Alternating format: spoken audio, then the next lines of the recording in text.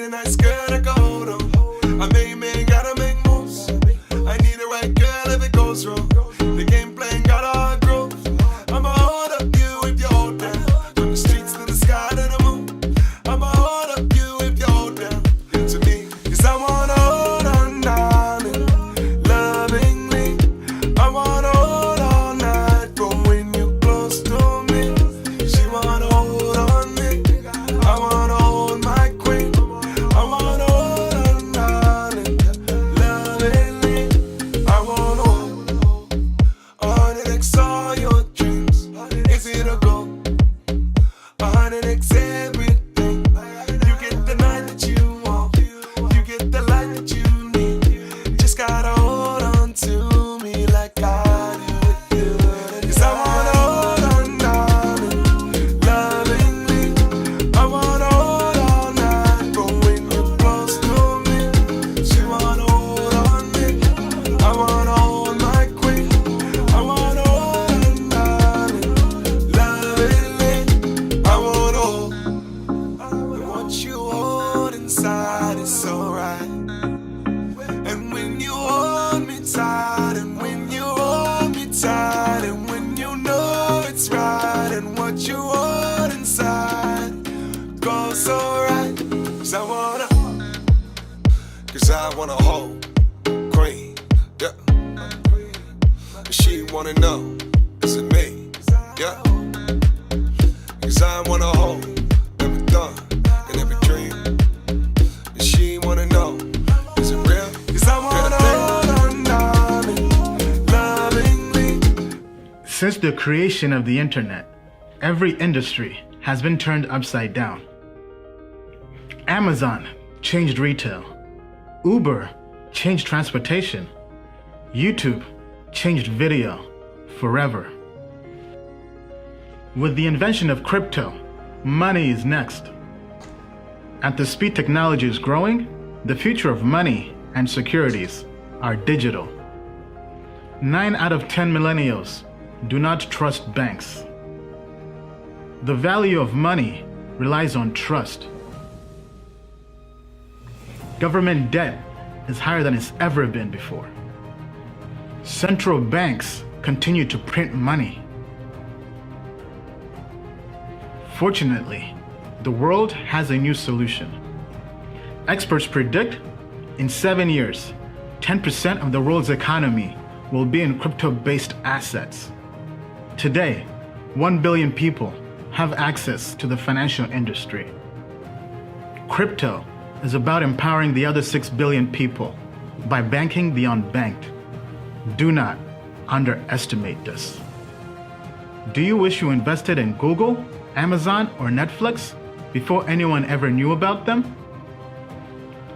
$1,000 invested in Netflix turned to over $500,000. At Token Metrics, we help you find the next Netflix.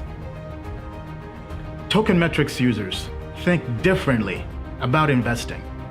They are early adopters looking for financial freedom. They are people who see a better world. A world without international borders. We believe in a world where everyone has access to the next financial revolution. At Token Metrics, we are creating a bridge that gets you to that revolution. We will help you make sound investments in this new world. The world's best investors do not rely on their intuition. They embrace technology and AI to invest. Token Metrics uses AI to find invisible patterns in data to help you invest and trade in crypto. In the past, we have used our data-driven system to achieve financial freedom. Now, we are giving you the keys. We created Token Metrics to be the only platform you'll ever need to make money in crypto. We give you AI and access to crypto experts at the best price. The moon is not the limit. To the moon and beyond.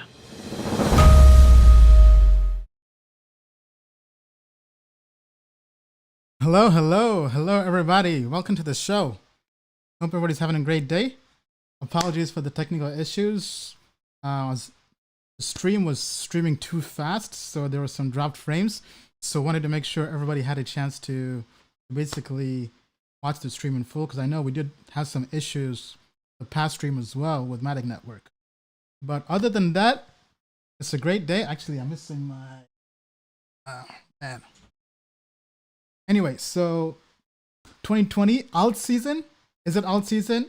We'll cover that. We'll talk about the whole narrative, why we think 2020 is very, very bullish and optimistic for cryptocurrencies.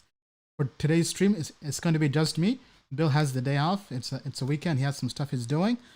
But yeah, very excited. This is old school AMA with me. Let's see how we go. So I did post the Mentimeter code. So if you have any questions you would like to ask, just go to menti.com. That's menti.com. Use the code 707755. That's 707755 to put in your question. Okay? All right. So first thing first, as usual, this is not financial advice. We're just sharing our personal opinion. Always do your own research. Close the video. Read the disclaimer. We also have a disclaimer now scrolling at the bottom during the entire video. So hopefully that message gets across to everybody watching this live stream and also those on the podcast as well. Once again, this is being brought to you by Token Metrics, which is our platform. It's a crypto investment research platform that brings together human experts, professional analysts, myself, Bill, from IBM, Goldman Sachs, Morgan Stanley, and we also bring artificial intelligence, machine learning, to give you over 100 real-time cryptocurrency ratings using AI. We also have a 14-day free trial available, so I highly recommend you try out the platform. I mean, what do you have to lose? 2 weeks free, and we're getting into alt season. In alt season, you have to have the best research available, and we think we've built the best research in crypto. And so far, we're off to a hot start. In today's show, I'll go through a model Token Metrics cryptocurrency portfolio. This is something people have been asking for a lot, saying, hey, Ian, hey, team, can you guys put together a sample portfolio? So in today's show, we'll do a deep dive into how we would leverage Token Metrics to build a cryptocurrency portfolio and how we would rebalance that portfolio. So I highly encourage you to stay tuned in for the rest of this live stream. Okay, so shout outs. Shout out to, who do we have on the live stream? Wow, over 57 people already on the live stream. Shout out to August, what's up? Dragon Ball Crypto, how are you doing today? Clay Furious, what's up? Moontime, absolutely. Anand, good night to you as well. He says the moon is not enough. See you on Mars. Yes, the moon is not the limit. To the moon and beyond. Okay, up next we have, hey, what's up, Ryan? Dinesh, Crypto Stanley, what's up, what's up? Sean Salim, hello, great to have you here. Then we have Mark, what's up, Mark? King B, PVB, what's up? Detail Television, Zunzu Mehdi, Rishi Patel, FW2199, what's up, everybody? In for a treat. Okay. All right. So intros for those who may not know. My name is Ian Bellina. I'm the founder and CEO of Token Metrics. I'm also a blockchain investor. I've been involved in the space full time since 2017 when I left my job at IBM. I gave it all up to go all into cryptocurrency. So I live and breathe cryptocurrency. We had a Crypto World Tour in 2018. We went to over 35 countries in 12 months, hosting conferences as large as 1,000 people to our crypto family, and just really meeting the builders and the investors in the cryptocurrency space. So I think I'm highly in tune with the market, and I'm here to share my opinion on the market. Prior to that, I was working at IBM, as mentioned, for 4 years. Also worked at Deloitte Consulting as an IT consultant. But more importantly, now we're here to cover crypto and really showcase why we think crypto is the future. All right. So on the agenda, I've done the intro, I've done the shout outs. We have the Token Metrics affiliate program. Be sure to sign up for that at partners.tokenmetrics.com if you want to get paid to be an affiliate for Token Metrics. Earn up to $480 per referral. Now that's if you refer people for the professional plan. We have all kinds of different plans. Highly encourage you to sign up. We have almost 200 affiliates already in less than a month, and we've already began to issue out commission checks. So I highly encourage you to sign up for that. All right, enough of all that. We'll also cover alt season, crypto therapy.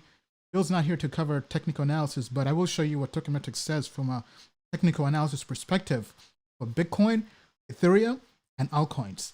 And we'll give you our top 10 cryptocurrencies for the week, as well as for the entire 2020 year. Plus, most importantly of all, answer your questions during the Ask Me Anything. So any questions you have, go to menti.com, menti.com, and use the code 707755. That's 707755. Okay, all right. So let me skip this part since Bill's not here today, and we already covered this and that as well.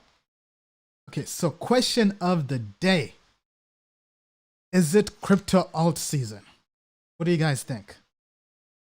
Yes, no, or not sure? Let me know at menti.com. This is a question that will really set up the entire show. Want to see what the audience thinks. This is a very interactive show, as you guys know. That's why it's called a live stream. So let me know what you guys think. Is it crypto alt season?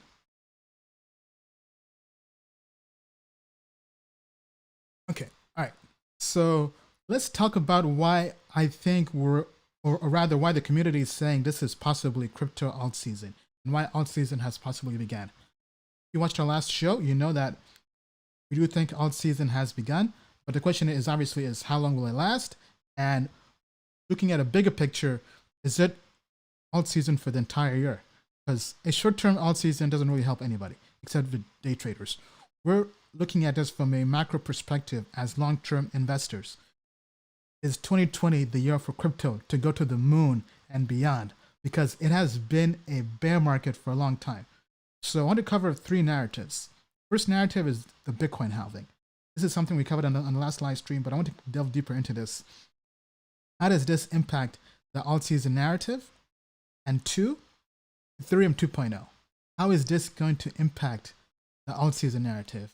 And lastly, DeFi, centralized finance. How does this impact the altcoin narrative? So, I mean, we have 3 points right there. So let's go through and hammer each point out. First point is the Bitcoin halving. So many people are saying, hey, Ian, Bitcoin halving is predicted to happen around May or so. Let's pull this up here. Bitcoin halving. Since we definitely want to make sure we're all looking at the same information here. Okay, so this is bitcoinblockhalf.com, and this shows us the Bitcoin block halving. So we have 85 days to the halving. So the estimated date is May 12th, 2020, around 10 a.m. So we have 85 days. We have basically 3 months. Now, why is this such a big event for crypto? Because historically speaking, Bitcoin has performed well from a long-term perspective. In essence, Bitcoin has gone up post-halving. So if you go through and look at all the other halvings, let me see if I can pull this up here on Google. Let's say Bitcoin halving chart history. Right, so let's see if we can find one here on Google. Since Google is our friend. So we got this one here from Master Crypto. Okay, so looking at this chart here breaks down the halving into different ranges. Okay, so this was the first halving. This is what happened. Then the second, so first halving was November 28th, 2012. November 28th, 2012. I was not in crypto at that time. The next halving was July 9th, 2016. So here we see over 500 days after the halving, Bitcoin went up from $650 or so to almost $20,000. And that's going to the moon and beyond. And before that, we had a bull market for over 1 year. Bitcoin's price went from about $12 to over $1,000. So Bitcoin went up 92x. Okay, so let's backstep here. So first bull market, based on this chart, masterthecrypto.com/Bitcoin-halving. So first bull market, Bitcoin went up 177x. So from 17 cents to $31. This was in 2011. Then we have a bear. So bull market was for 243 days. Bear market for 163 days. Then we had some mini sideways action. Then the next bull market after the first halving, November 28th, 2012, Bitcoin was $12. Bitcoin went up 92x over the course of 1 year, 368 days. Then we had a bear market following that for 408 days. Then some sideways action. Then second halving, July 9th, 2016, Bitcoin was $657. Total crypto market cap was $12 million. And Bitcoin did a 29x. I don't know. I think this should be 12 billion. I think this might be a European way of saying presenting that for total market cap. But anyway, basically we had a bull market for over 500 days, and then we had a bear market for 365 days. Bear market after the all-time high was 84%. So we had an 84% retracement for Bitcoin. Now this really brings back the old adage, which I've been talking about, especially to our customers on tokenmetrics.com via the newsletter and the guides we have. This is the old adage. Markets go up in an escalator, come down in an elevator.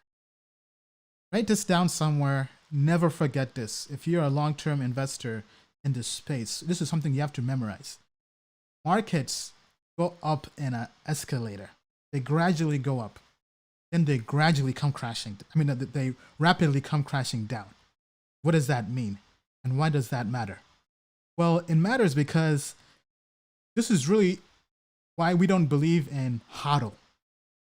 As much as we like to say HODL because it's a crypto meme, HODLing in crypto and almost in any market does not work. You have to have active portfolio management. What does that mean? You have to actively manage your portfolio. Whether it's through a professional or whether it's by yourself, you have to constantly keep up to date with the news, the trends, the market. Now, that doesn't mean you're out there day trading, because day trading is not suitable for everybody. That just means that you have to be informed. You have to know when to get out and when to stay in, and when to get in. So that means you make a handful of trades, as Bill says. Bill Noble, our chief trader. He says that could be anywhere from 3 to 8 trades in a year. To keep it simple, let's say that could be up to 10 trades in a year. So basically, you can be trading every month or so, or every other month. So it's not necessarily mean, it does not mean you're out there day trading or even swing trading. It's just you have a long-term picture, but you aren't just there hodling Bitcoin from, we go back to this chart here, right? Because I got into Bitcoin really after the first halving. I got into crypto around October 2016. So we'll say fall of 2016. That's when I got involved in crypto and Bitcoin. So imagine you're a smart investor. You get in here, you get into Bitcoin and crypto. Let's say you buy Bitcoin at $650. And you hodl all the way to $19,800. And you hodl all the way down. You would have lost, yes, you made some money.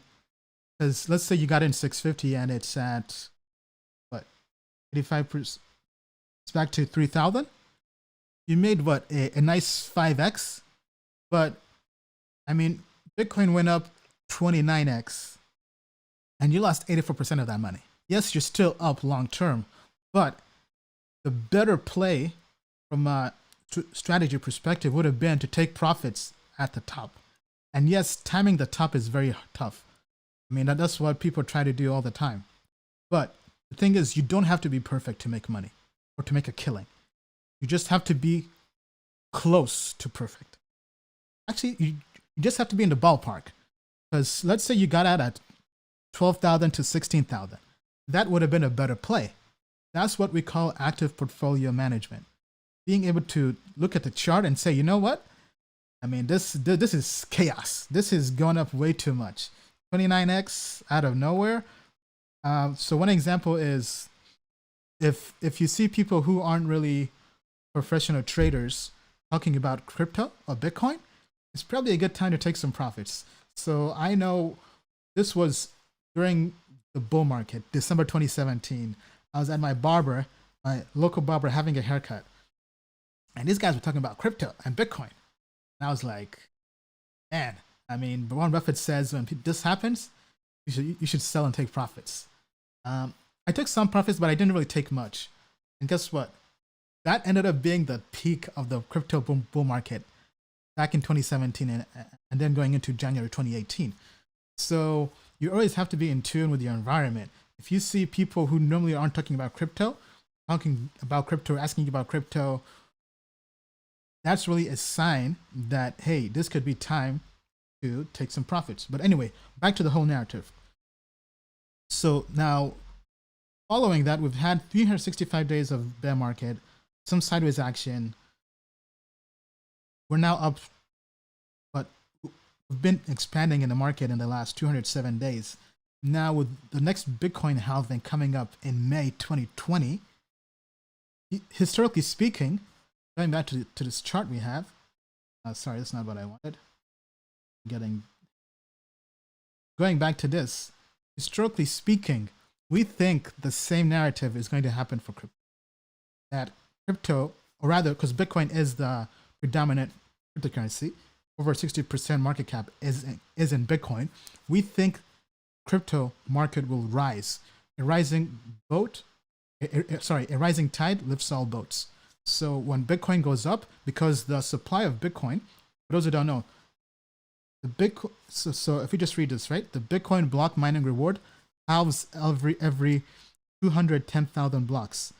The coin reward will decrease from 12.5 to 6.25 coins. So meaning that every reward will decrease from 12.5 Bitcoin to 6.25 Bitcoin. So supply and demand, this is basic economic theory.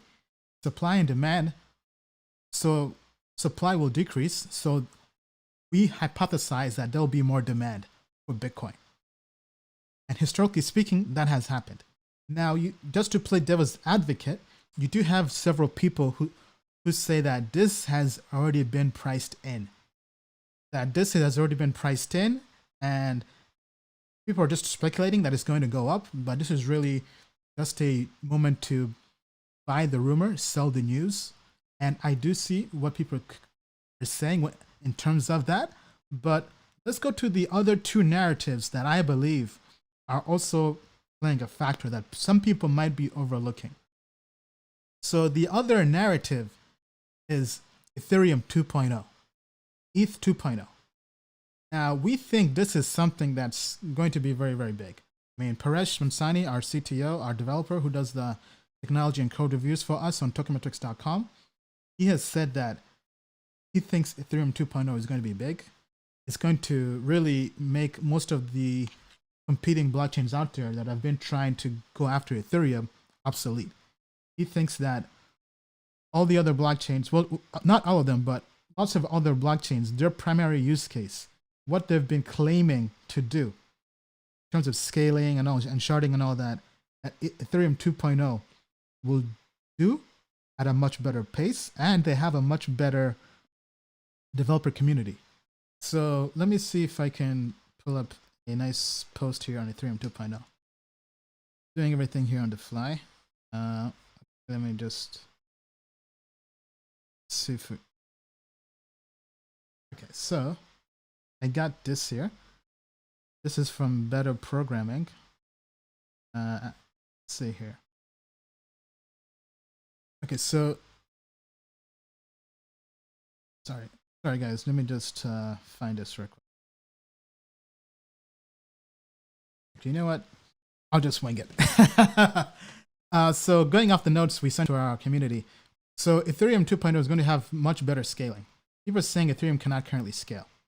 Well, with Ethereum 2.0, it's going to be able to scale. And then Ethereum is also going to be adding lots of other functionality. So Ethereum is looking into adding privacy.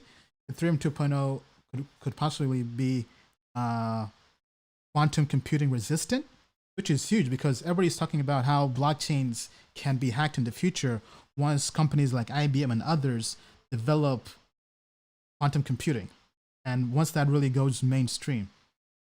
So the issue for most blockchains is what happens if quantum computing makes them obsolete? Because blockchains are meant to be unhackable, meant to be one single version of the truth. But if quantum computing comes around and really innovates and makes almost all blockchains hackable, then one of the big premises of blockchain is out the window. Now Ethereum 2.0 rather, the goal is to be quantum resistant. And I haven't really heard people talking about that for Bitcoin. We're still pro Bitcoin, but we think, because I have talked about in the past how I think Ethereum long term could be the bigger cryptocurrency because it has a growing developer community and they're constantly innovating and adding new things. And I think they have better governance than Bitcoin at the moment. And because of that, I think it could really propel Ethereum to surpassing Bitcoin in the next decade. So looking at the end of 2030, I think it's highly probable that Ethereum surpasses Bitcoin in market cap. And I know all the BTC maximals out there think that's hearsay, but I mean, just look at where things are and look at the progression. Yes, Bitcoin will still be around, but I think the use case of store value is big, but Ethereum is creating a virtual computer. People will be able to develop applications on Ethereum, and this is going to get bigger and bigger and bigger. And really, if we now look into the other narrative, so the other narrative of DeFi, decentralized finance, this is really going to be a game changer. Everybody has been talking about this. This has been bubbling up, but the stuff that's happening now is stuff that wasn't really possible. I mean, so for instance, there was an article I was reading this week talking about this Ethereum node. Hold on, let me pull this up.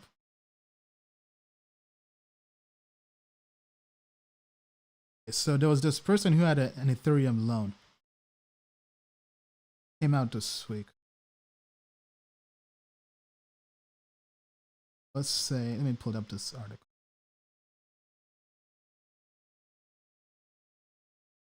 It was on trustnodes.com. Okay, so this really shows you the power of DeFi. Now, it could also be very chaotic, and it's very, very dangerous.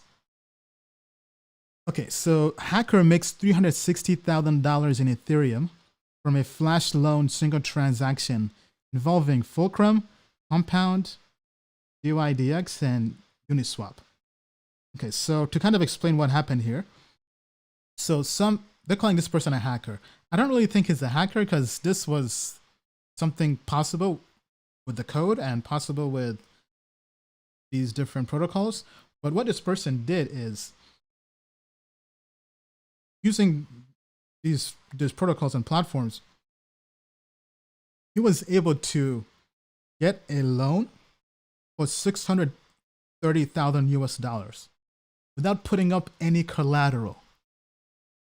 But the requirement is he has to pay it back in one transaction. What does that mean? That means that in one transaction, he borrowed Ethereum, and he took that Ethereum. He hedged himself. He bought some money, some tokens or cryptocurrencies on Compound and BZ, whatever. Basically, he bought two cryptocurrencies: one Bitcoin, one Ethereum. He went half of the money he used to go long, and half of the money he used to short. Then this is the part where it does kind of get into a gray. Actually, this is probably illegal. This is basically market manipulation. He then took the money he had and he dumped the price on Uniswap, and he basically used the money he was short on to make a bunch of money. And then he took profits and paid back the loan, and he did all of that into one single transaction. So for anybody out there who's ever used Ethereum, you know when you send money from one wallet to a different wallet, so from somebody to somebody else, you are sending one transaction. That's one transaction of sending money. With DeFi, leveraging a smart contract, he was basically able to group a bunch of different transactions via the smart contract into one single transaction. So as a result, he was able to get a loan without putting up any collateral and then send it back after he's done doing his stuff, his business. But I think stuff like this is stuff nobody really envisioned. Now, this is very, very revolutionary. I mean, this is huge for crypto, for DeFi. But it's also scary because if Joe Schmo or Jane Schmo can go out there and get a loan without any collateral for $1 million and do a bunch of crazy stuff, this could really crash the markets possibly, right? Because if something goes wrong, I mean, that's very dangerous. This reminds us of what happened with high frequency trading and derivatives with the real estate market crash back in 2007 and 8, right? Because lots of Wall Street banks, Lehman Brothers, Bear Stearns, were really doing financial engineering. This is a form of financial engineering. And when there wasn't really much regulation to keep an eye and protect people, dangerous stuff happened. So going back to decentralized finance, this is a very big narrative. This is a narrative that wasn't really there. So I think looking at all these different narratives, 2020 is going to be a great year for crypto. Now, obviously, that's just my opinion, not financial advice. But when somebody tells you everything is priced in, I challenge you to tell them, you're looking at just purely the charts. But something that possibly could not be priced in are the fundamentals are changing. Because yes, we have technical analysis, but we also have fundamental analysis.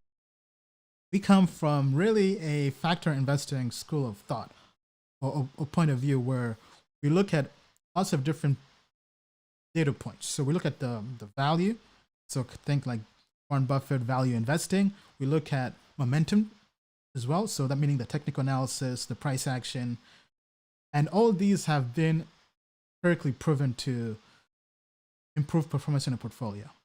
I highly encourage anybody out there to do more research on factor investing. I think it's something that is really something all investors should be well versed in, because factor investing, for those who don't know, is really just looking at different categories and using all of them together to build a portfolio or to make an investment. So you aren't just one dimensional. You aren't just looking at purely TA. You aren't just looking at purely fundamentals. You're looking at several different factors. So anyway, back to this, right? Back to the question. It's 2020 crypto alt season. I think looking at these three narratives, I know I've been talking for a while, but we have the Bitcoin halving. So Bitcoin is fundamentally changing, right? Bitcoin, and historically, the halving has done well. So if it was priced in, why were we having all these different bull markets? Because we could have said it was priced in back in 2017. We could have said it was priced in back in 2013. We could have said it was priced in all the way since 2011. But despite it being priced in, the market has always improved. And this is just basic economic theory, supply and demand. Demand should go up if the supply for Bitcoin decreases. But then you take that narrative and you add on the narrative of Ethereum 2.0. Ethereum is going to be scaling. I mean, all the challenges we're having with Ethereum, a lot of them will be resolved. Then you add on decentralized finance. We have over $1 billion now in decentralized finance.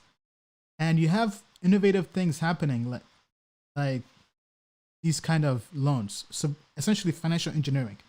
So financial engineering and DeFi and all these narratives together, I think 2020 is going to be a hell of a year for crypto. Now, I know I've been talking a lot, so let me stop there. Let me know what you guys think in the comments below. Now let's get to the comments. Okay, all right, so let's see here. Hey Barry, what's up? Okay, let's see here. So if you have any questions, please go to menti.com, MENTI.com. Use the code 707755. That's 707755, and we'll answer questions. AMAs at the end of the. We'll answer your questions towards the AMA section. Okay, so let me see here in the comments. Hello, Crazy Car. VeChain, we did look at VeChain in a while. Buy the rumors, sell the news.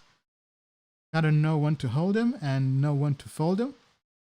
Take profits. Yeah, okay, I mean, so Clay Furious, I definitely do agree with you. So I think maybe one thing that might have gotten lost in my whole spiel there is you gotta take profits on the regular.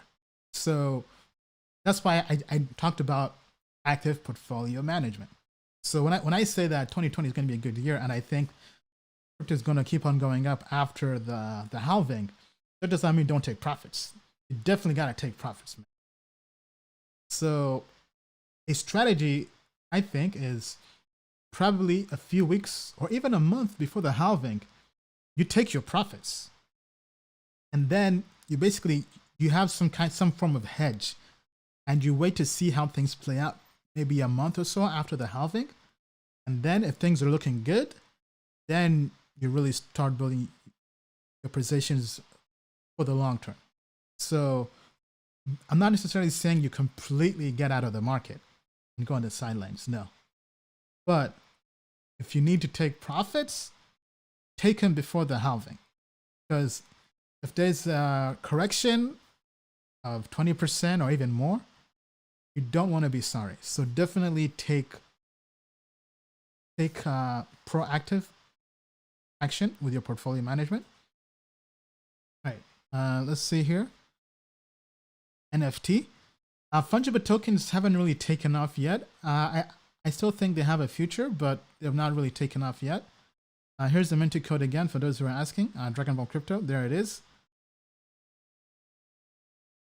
Didn't know Ethereum 2.0 was building a counter to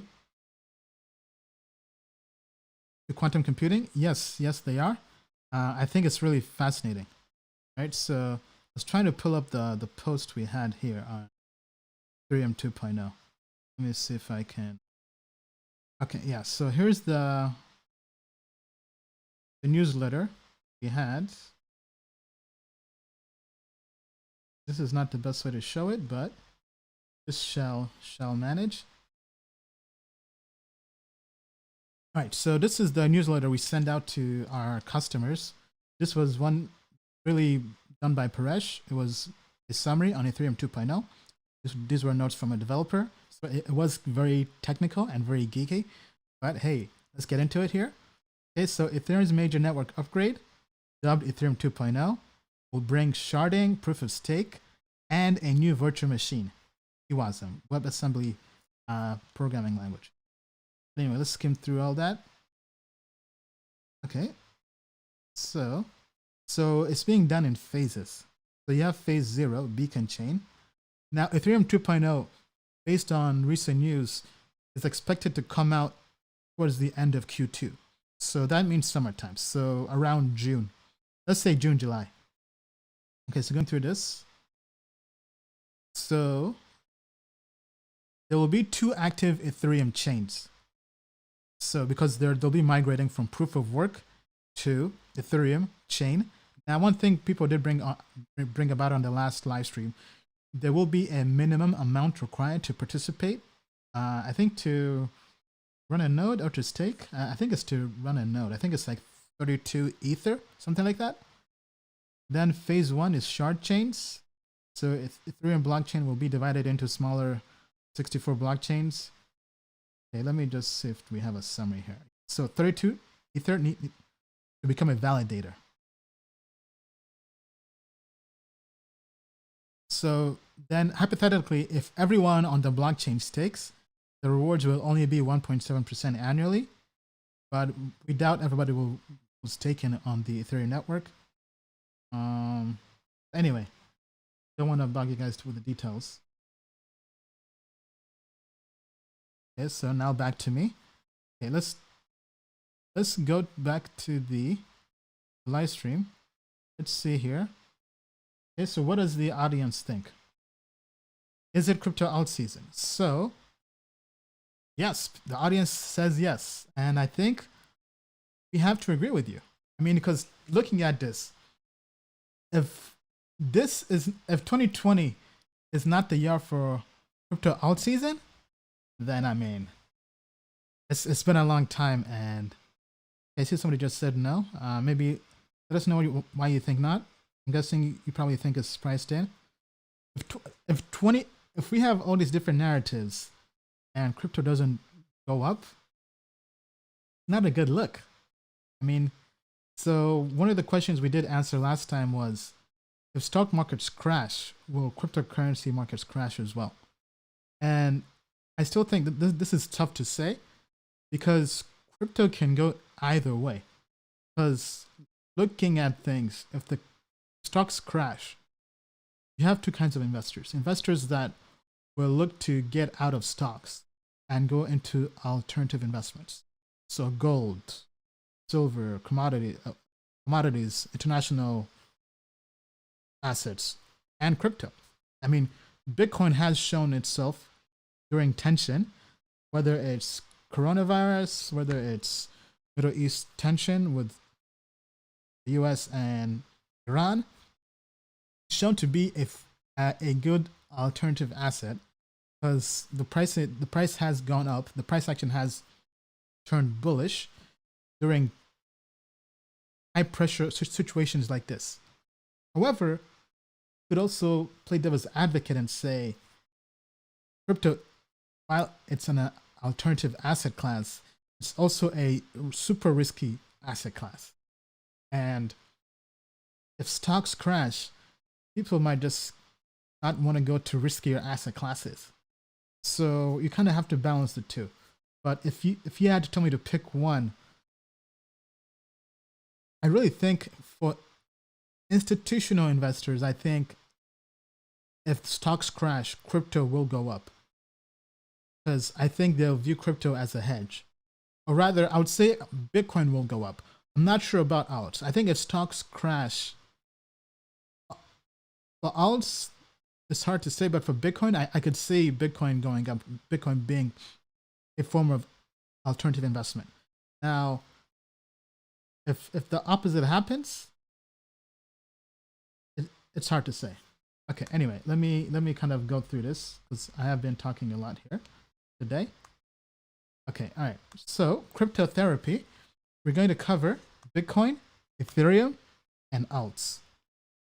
So let us pull up Token Metrics. Just give me a minute here.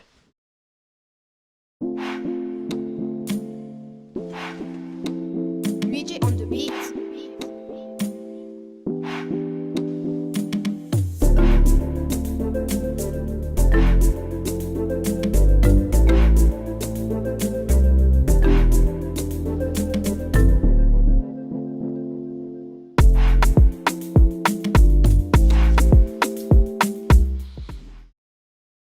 All right. Okay, so we're here on tokenmetrics.com looking at Bitcoin. So let's pull up Bitcoin. So Bitcoin, for the first time in a long time, dropped out of the Token Metrics top 10 noon index. So what does that mean? I mean, that means it really called the correction. because Bitcoin looked like it was going up. I mean, first of all, not to toot our own horn, but shout out to everybody who's been supporting Token Metrics thus far. I mean, I think this really shows the power in having a platform like this, because Bitcoin has been in the top 10 since the beginning of the year. Really, since we launched. So since Black Friday and yeah. So, but let's just talk about 2020. Bitcoin has been in the Token Metrics Moon Index since the beginning of the year, really. And once it saw that Bitcoin was going up, it said, hey, you know what? We're calling the top momentarily right now. So take profits, take some cash off the table. And then Bitcoin got out of the top 10. So it's really saying it's not so bullish on BTC at the moment. Now, this is purely looking at just from technical, actually from everything. So short term, not so bullish on Bitcoin. Now, when we say not bullish, that does not mean go out there and sell everything. Okay, just to kind of give perspective. So this is getting a score of 86%. So that's still a good score. But Bitcoin, historically speaking, has been over 90%. So it was really calling the correction, saying, hey, take some money off the table. But back to cryptotherapy. So looking at this from a purely technical analysis perspective, the TA score is a good score. I mean, it's still bullish, but there are better investments out there right now, meaning that cash is flowing from Bitcoin into alts. That's why we've had a start of alt season. We've had an alt rally. So anybody who's been following the markets recently knows that alts have been performing relatively well because people are taking their gains from Bitcoin and pouring them into buying alts. So alts like Icon, Dash, Zcash, they've done well. Bitcoin has also done well, right? But you see here, it went from 10,315 all the way down to 9,888. And now it's around 9,800. So it was really saying, when it went here, that was kind of the short-term pop. I mean, dip. Now, let's go to Ethereum and see how Ethereum fares.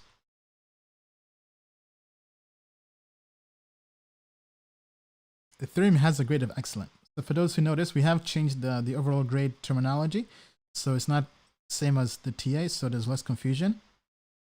So Ethereum, we're very, very bullish on Ethereum right now, meaning that Bitcoin has had its run. Ethereum, I mean, it's gone from, if we go to the technicals, Ethereum has been on a tear. I mean, look at this chart, these candlesticks. Ethereum, January 19th was around 160, 175, and it's just been going up. This is looking good. But as usual, you have to practice moderation. As we mentioned earlier in the show, the old adage, markets go up in an escalator like this, but can come down in an elevator. But right now, Token Metrics, obviously not financial advice, Token Metrics is saying this is not yet the top for Ethereum. Ethereum still has room to grow. And obviously, we talked about Ethereum 2.0 coming out, DeFi, decentralized finance. So Ethereum, Token Metrics is more bullish on Ethereum right now than it is on Bitcoin. Then let's cover some alts. So any altcoins you guys want us to look into, we'll cover those at the end of the AMA. So back to, this was a question from last week. Let's ask the same question again. How well is your portfolio doing now? Year to date. Is your portfolio up 10%, 30%, 50%, 100%, or other? Go to menti.com, menti.com, and let us know. Also post in the comments below as well. Okay, G-Man is saying, BTC is king. It shouldn't be on your list as it's the apex monetary predator. Everyone cashed out with BTC and it always stayed top as it's fully decentralized. don't you think? Well, I mean, there's a difference between staying on the top in terms of market cap and what has the highest potential for growth right now as of today. Okay, so I think this is a good segue into the Token Metrics top 10 rankings. All right, so based on tokenmetrics.com, every single week on our live stream, we go through and share our top 10 cryptocurrencies to invest in right now. Not last month, not 1 year from now, right now, based on the data. Now, mind you, this is not financial advice. This is us just sharing our research. Now, this does change every single week. So that's why we recommend you sign up for Token Metrics so you have this information all the time. So, looking at the top 10 cryptocurrencies to invest in right now at this point in time. Number 1, Ethereum, 94.8%. Number 2, Binance, 93.6%. Number 3, Holochain, 93.6%. It's tied with Binance. Number 4, 0x Protocol, 93.4%. Number 5, Cardano, 92.8%. Number 6, Huobi token, 92.7%. Number 7, Qtum, 92.6%. Number 8, Eternity, 92.2%. Number 9, Ardo, 91.6%. And number 10, surprisingly but not surprisingly, Steam, 91.3%. Now, for those who do know, Justin Sun made a purchase of Steam. So Steam is now coming onto the Tron blockchain and Tron ecosystem. So Token Metrics is very bullish on this for the time being. This could change next week or whatever, but at this point in time, it is very bullish from a technical perspective. Now, obviously, the fundamentals and all the other stuff could be better, but what does this mean? So while Bitcoin is faring pretty well because Bitcoin was 32 on the Moon Index, right? The technical analysis on Bitcoin has decreased, and right now TA is really a primary factor. So that's why Ethereum is really at the top. Now, we're obviously always making updates to the ratings on a daily basis, so do bear with us. They do sometimes change a lot, but our team is looking for ways to actually break this out for short-term and long-term investors, so for traders and long-term investors.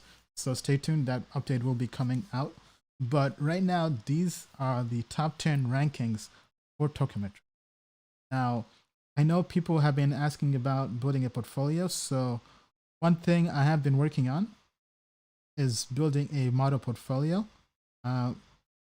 So I put together this spreadsheet. Now, we do know that there have been some issues with the portfolio loading and being slow. So I spoke with a developer who's looking into the issue. So I do apologize for that.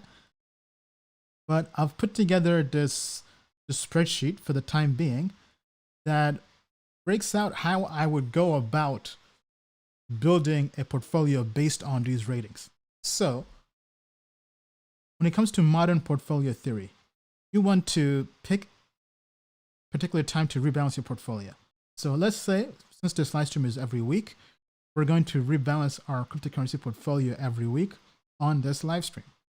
Now we're going to figure out a way how to break out our portfolio.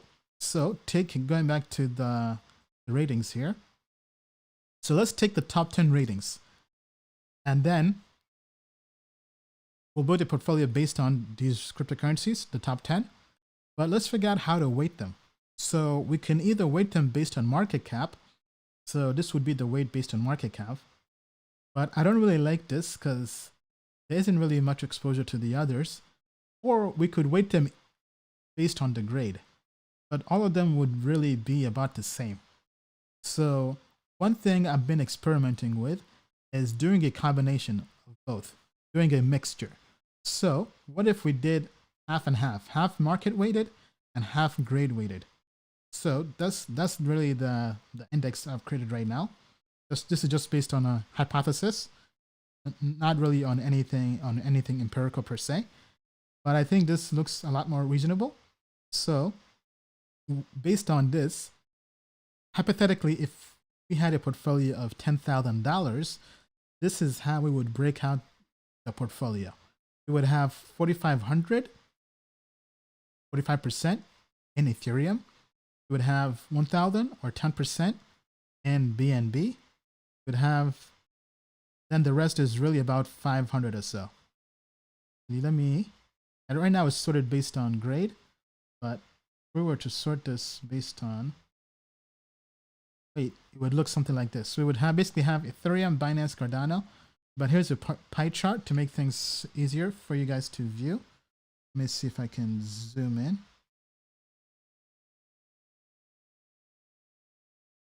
Okay, so this is a model portfolio that I think is pretty reasonable.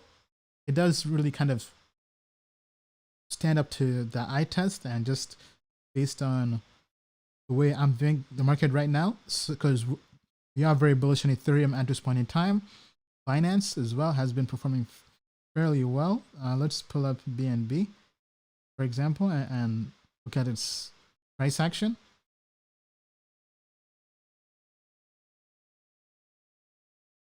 Okay, so BNB has gone from about $16 all the way down to 26 or so. It did have a slight correction, but now it seems to be coming back up again. But yeah, I mean, I think this is how I would build a portfolio right now based on the ratings. Now, when do you sell? When do you change? I mean, when do you buy? When do you fully get out? So if these are the weights, this means that next week on Sunday, assuming we've picked the interval of rebalancing our portfolio every week, and say every Sunday 6 p.m. we rebalance the portfolio. So if the ratings remain the same, which I highly doubt, but if a cryptocurrency was to drop out of the top 10, that would mean time to sell that cryptocurrency. Sell, take profits, or take the loss, whatever it is. But if it's still in the top 10, we would look at, once again, the grade. Has the grade changed? And then the weights. So hypothetically speaking, let's say the weights have changed. Let's call this shifted. Let me just copy this. That's not what I wanted.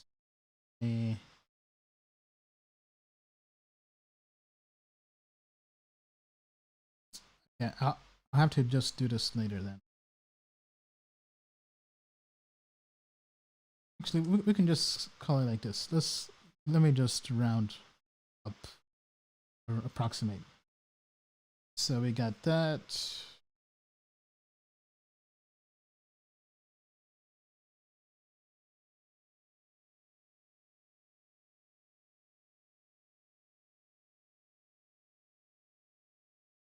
This was really 7 or so. Okay. Let me just type it out to keep things simple.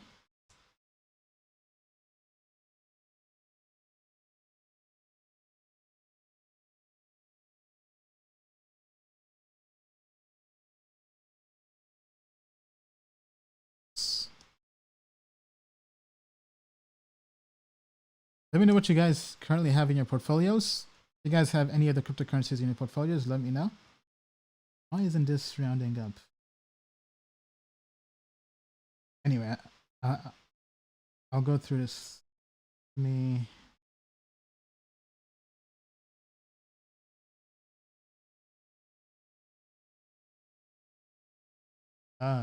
that's why.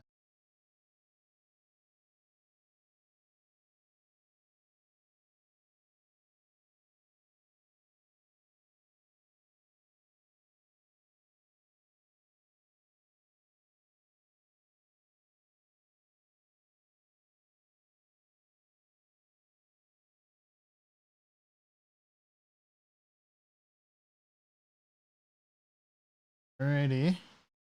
Almost there. I apologize for the delay, guys.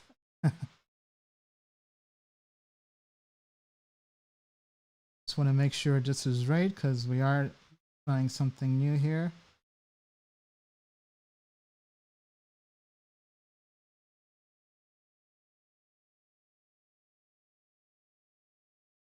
Anyway.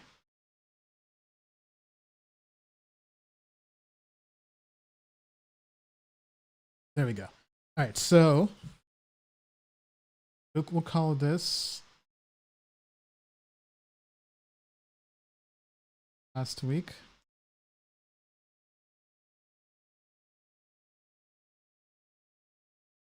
So not last week, we'll just call this prior.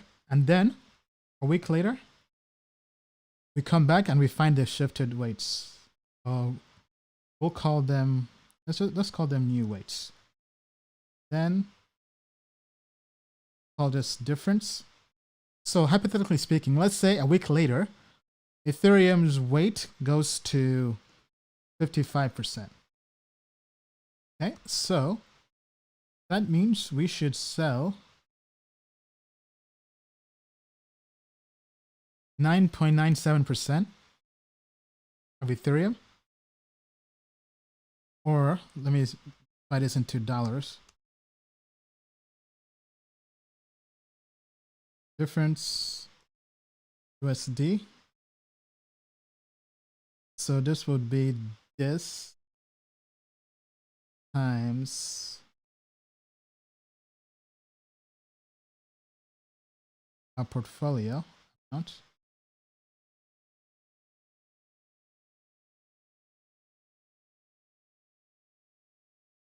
We need the number of tokens, not really the amount. And then we'll put in the price.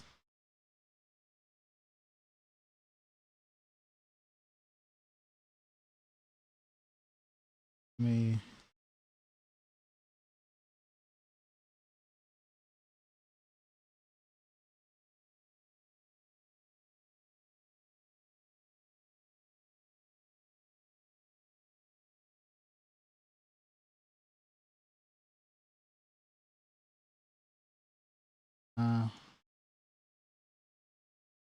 Amount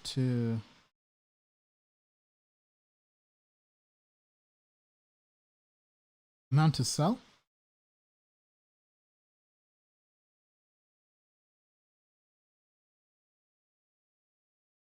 We'll call this difference amount. All right. Apologies, I'm not looking at the comments right now. Any questions you have, please put them on the menti.com. Just go to menti.com, menti.com. Use the code 707755. That's 707755, and I'll get to that. Okay. Let me finish doing my mad scientist thing. Okay, so really we're selling 3.93 Ethereum. We're taking profits. So if we put this in USD, this would be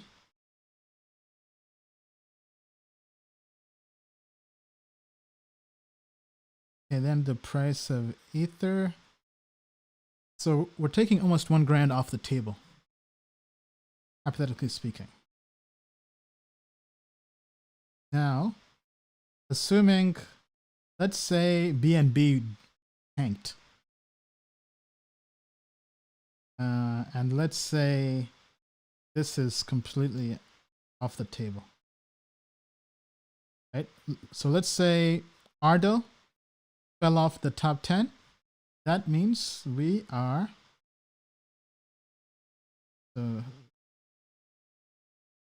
this. Okay, so if it's negative,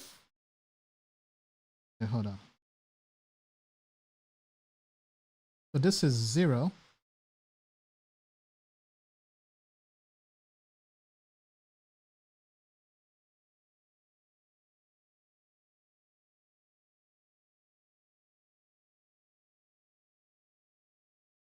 Okay, so if let's assume BNB is still the same, we would just buy more BNB.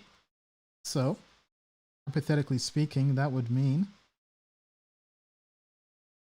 you get the absolute value. So we take the absolute value of this times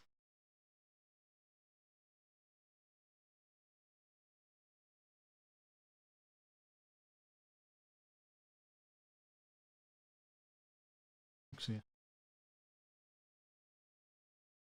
this is getting a lot more complex than I thought. So yeah, that's the difference. But those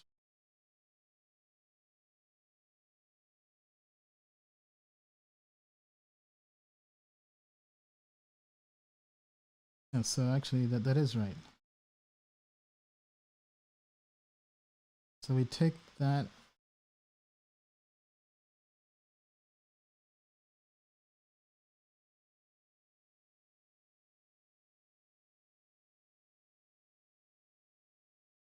now we will towards once we have more time, we'll try to automate this in Token Metrics for you guys, but that definitely will be in the future roadmap, but not something that's part of the portfolio right now.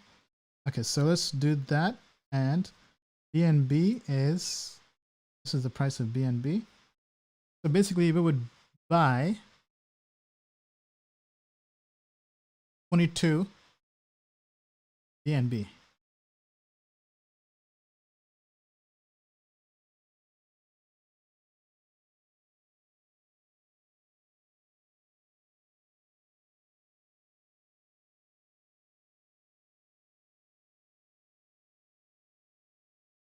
This should,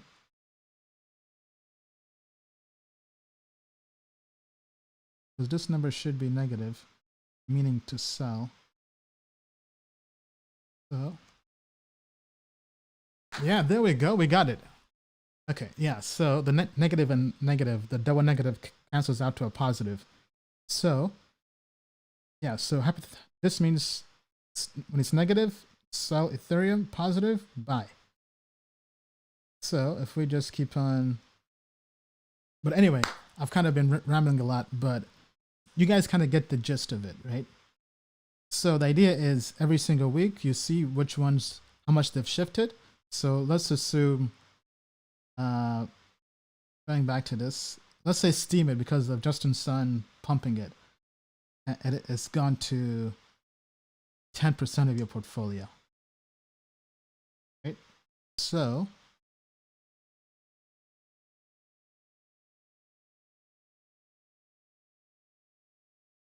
we go to this.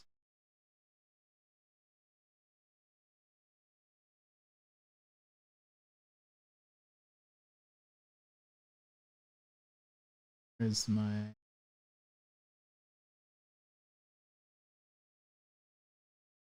not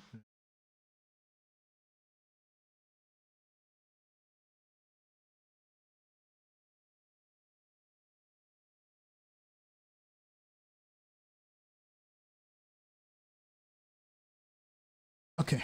Yeah, so let's assume everything else stays the same. So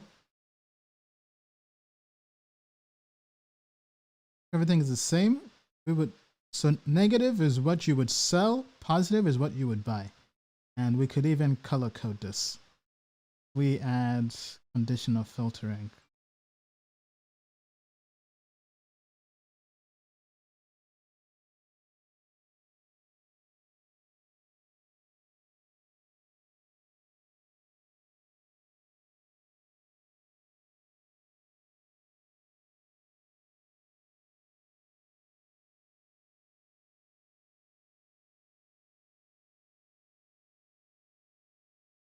This could be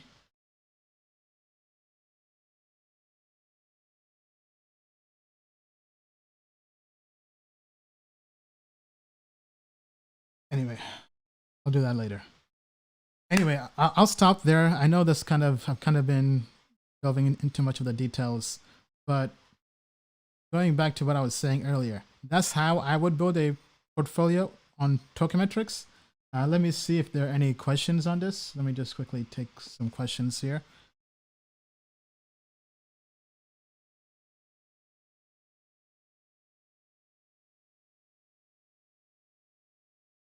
Yeah, smash the likes, smash the likes. All right, let me know what you guys think about that in the comments. Okay, all right, so moving on to the AMA. So before we do, do have 10% off on Token Metrics. Use the coupon code CryptoFamily for 10% off watching the live stream. All right, so fundamental analysis on VeChain, please. Sure, you got it. Okay, VeChain. I mean, VeChain, excuse me. I mean, looking at everything, it's not really, it's just okay. Now, our grades do change pretty much every day, which I know has been frustrating some people who are more long-term investors. So that's why I mentioned we plan to break this out into 2 different ratings pages, one for super long-term and one for short-term traders. But at this point in time, it's not really so good. If we look at just purely the fundamentals, I mean, the All-Stars, they have Kevin Fang, Noah Huo, both from PwC, Jerome from Barclays, Flora Wang from Louis Vuitton, Wei and Henny. Then we got Jia Yu from HP, Ryan Shen from Accenture, Sunny from I don't know where. I mean, so the fundamentals though are pretty good. Looking at the trend of how it's fared, because we do have some changes based on the AI models, but looking at just purely the fundamentals without the AI for VeChain, they are pretty decent. So if we, for instance, look at what is good about it, well, I mean, they have customers and users. Token has a utility. They're farther ahead than their competition. They're addressing a market need. That's something we do believe. They've been around prior to really launching their token. They're pretty well known in the industry. They're liquid. They're on Binance and Huobi. They have great marketing. Their website gets a ton of traffic. They have a pretty large community. They're getting lots of media. They get lots of earned media. The white paper is pretty positive from our team going through and looking at it. They're very public. They have a good reputation. They have a large team. The consensus mechanism is good. They have 1 to 200 nodes on the network, so it's not super centralized. So, I mean, overall, the fundamentals are pretty decent. So, hopefully that answered your question. And a Lambo.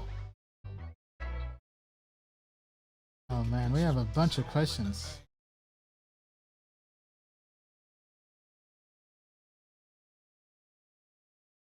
Okay, all right, so fundamental analysis on Zilliqa. So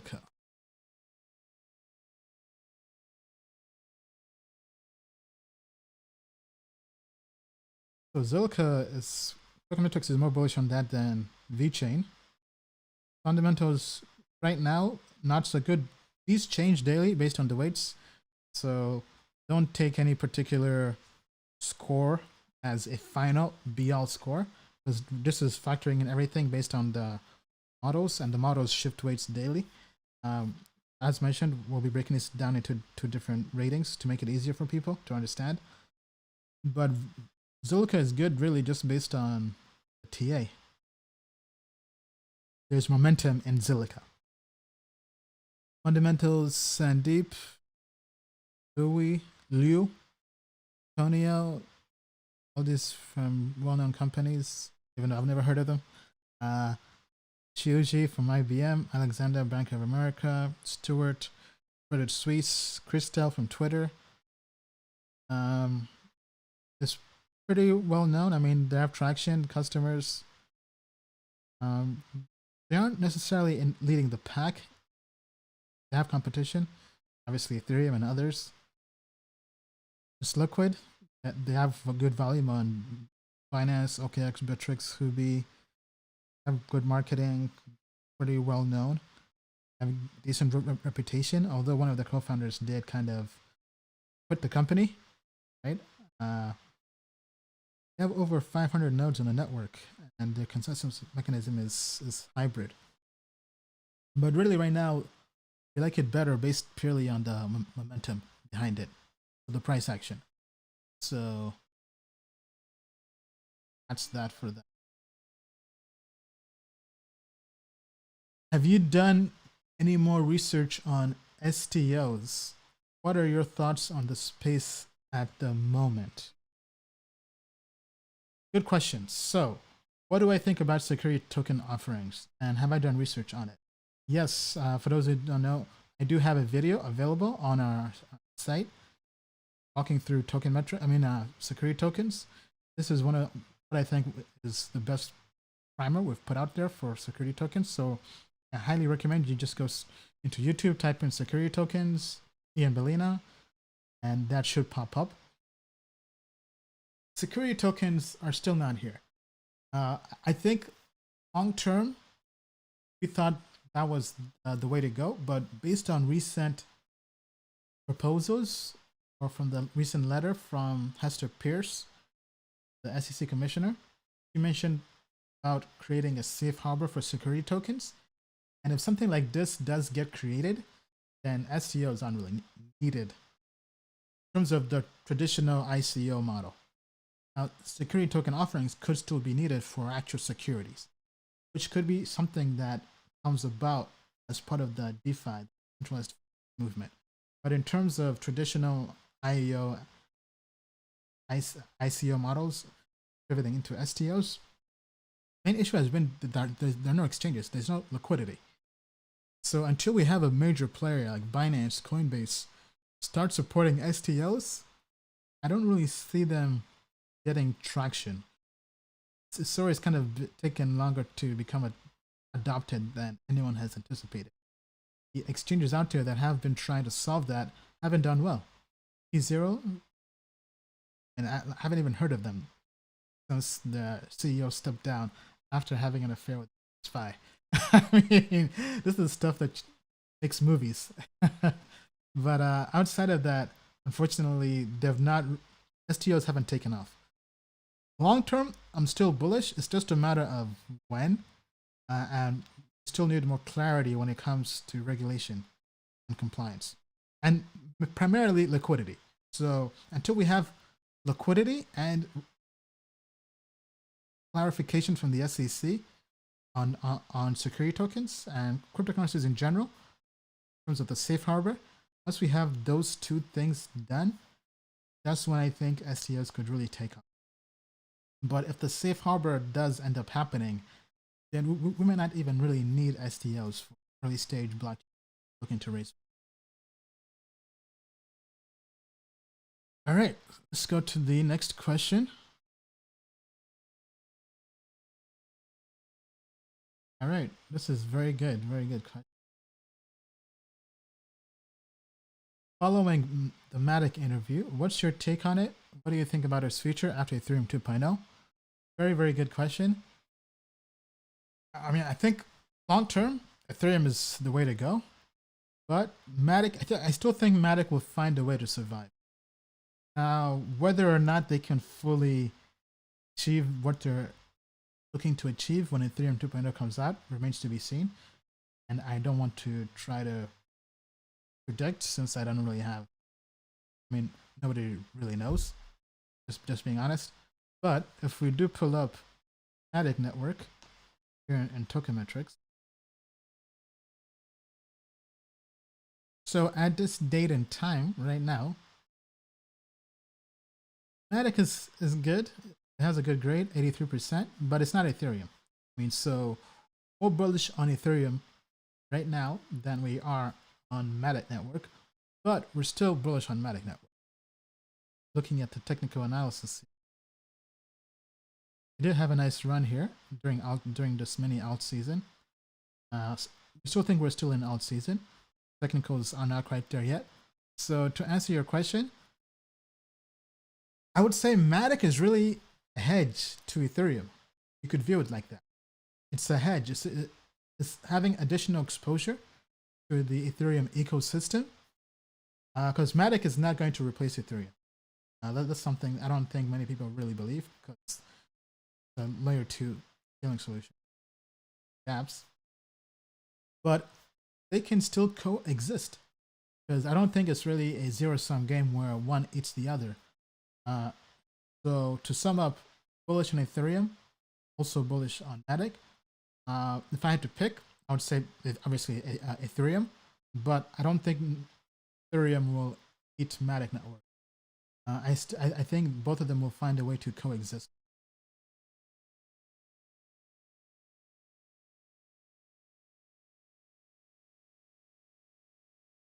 Do you feel your friends at Veritasium have potential for resurrection? My friends, I mean, I did an interview with Reggie Middleton, and then he had that issue with the SEC, and I think after that, really, the project is dead. Now, I never really liked the project per se. I never invested in it, although it did have some nice early gains. It had a nice pump, but now we know it was market manipulation. That's why he had issues with the SEC. I have met him at conferences, met him at Token Summit, the first one, and also met him at BTC Miami. But I mean, will it have resurrection? To be honest, I don't think so. I don't think it will be resurrected, because kind of tough to come back from that, from what happened, those events. Why do you think VeChain hasn't got the publicity with all their partnerships like BMW, Walmart, China, PwC?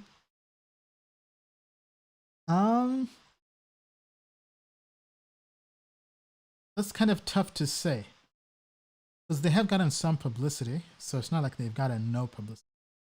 But we've been in a alt-season bear market for over 2 years, so that's also why the space is getting more and more competitive. You have Bitcoin, you have Ethereum, and other blockchains, other cryptocurrencies out there. So I mean, it's really tough to say why they haven't gotten as much publicity. I mean, I think it's primarily because the market cap is still low compared to those cryptocurrencies, and it wasn't really alt season. I think that's what I would say.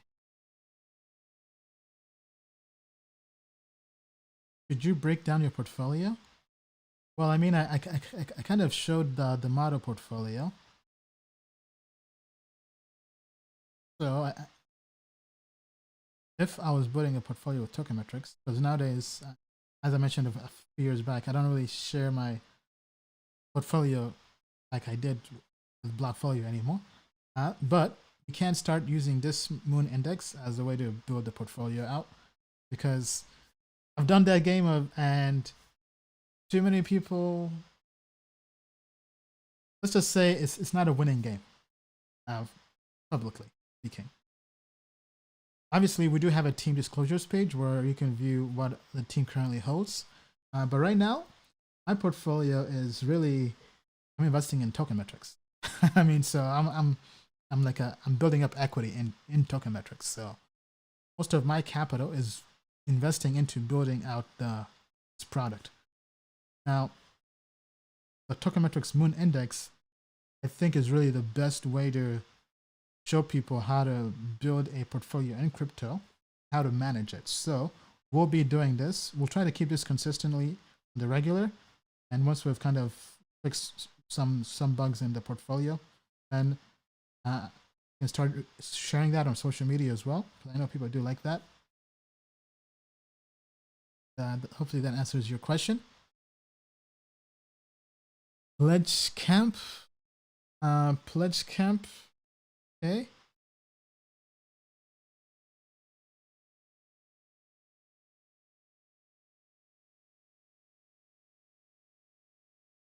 This Pledge Camp, we don't have that on the site at all.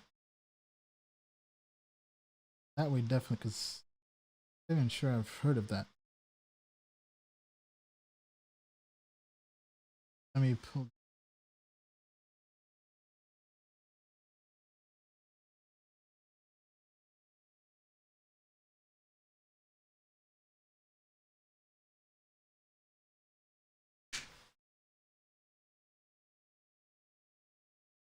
Okay, is this even crypto? This does not look crypto at all. So we don't have Pledgecamp on the site, unfortunately. So I'm going to have to just skip this. Is this?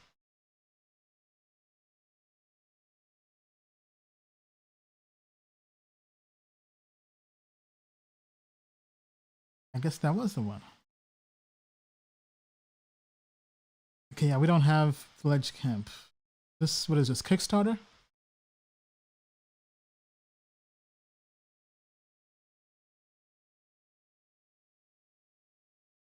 Okay, yeah, let's skip that, unfortunately. Okay, Pledgecamp again. Okay. BTC may reach 55K or over according to the stock to flow model. Are you also bullish on this, or would you be more bullish on Ethereum 2.0? Very good question. So basically it's saying Bitcoin can go to 55K or over. What's better, Bitcoin or Ethereum 2.0? I mean, based on Token Metrics, we kind of answered that question already. So right now, we're bullish on Ethereum. This is for today. It could change next week. So right now, we're more bullish on Ethereum. So, and looking at the market cap, Ethereum has more room for growth than Bitcoin. So I think in 2020, Bitcoin can go up, but the growth, the ROI on Bitcoin, we don't think is going to be as large as the potential ROI on Ethereum. So to answer your question, more bullish on Ethereum. Post Ethereum 2.0 launch, whenever that launches. Now, we're talking about Bitcoin going to 55K. Can't really predict the price for Bitcoin per se, but I mean, that is possible. That would be like a 5, almost 6x return from wherever we are currently. So let me see if we can pull. Okay, so let's pull up the price predictions. So this is just for the next 30 days. Now, so next 30 days, we're predicting Ethereum is going to trend upwards. This is based on the machine learning and AI. The next 30 days, predicting Ethereum at 335. Now, last month the accuracy was about at 70%. Okay, and then if we go to Bitcoin,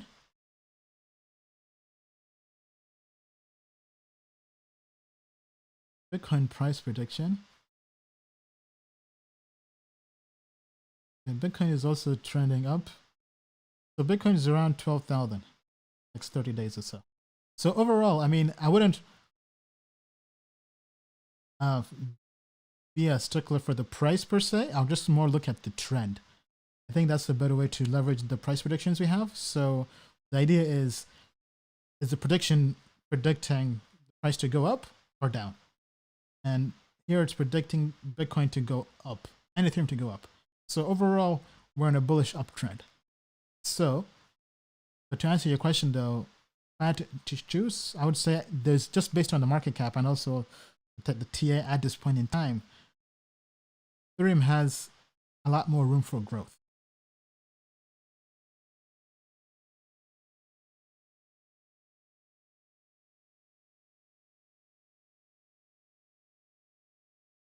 Hello, Ian. Hope you're good. Yes, I'm doing well, man. How about you? What are your DeFi project picks? So what are my top DeFi picks? Yes, very good question. Very good question. So first up is a company I am an equity investor in. Obviously, I put my money in it, so I must be bullish on it. So this company is called Alchemy Network. And to really give you the summary on what they're building decentralized prime brokerage, decentralized market making.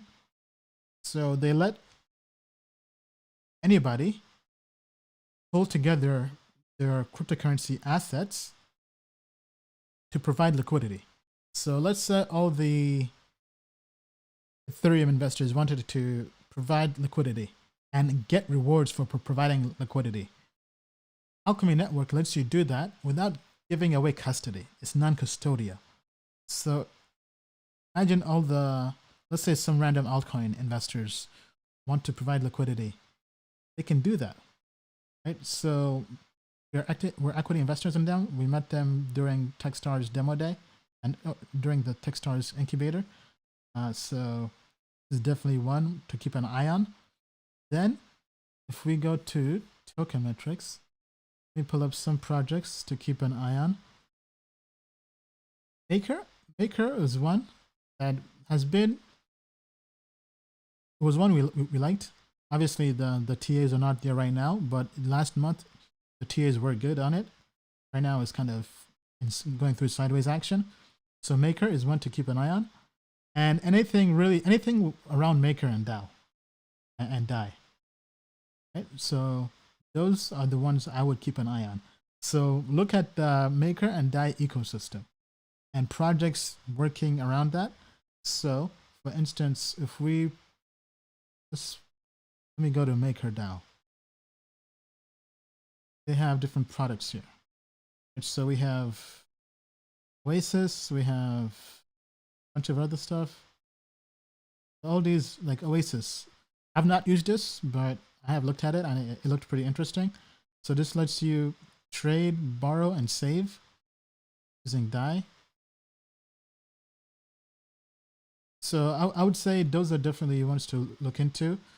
Some others that have traction, obviously we mentioned from this story from earlier, Flash Loan.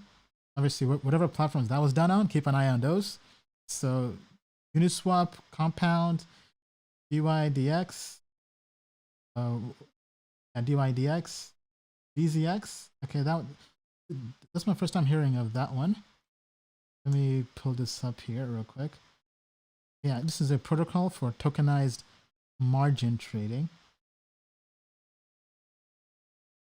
And then you have Fulcrum and Torque built on this.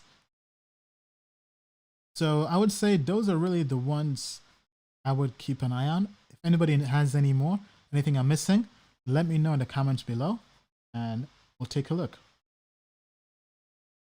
Let's go to the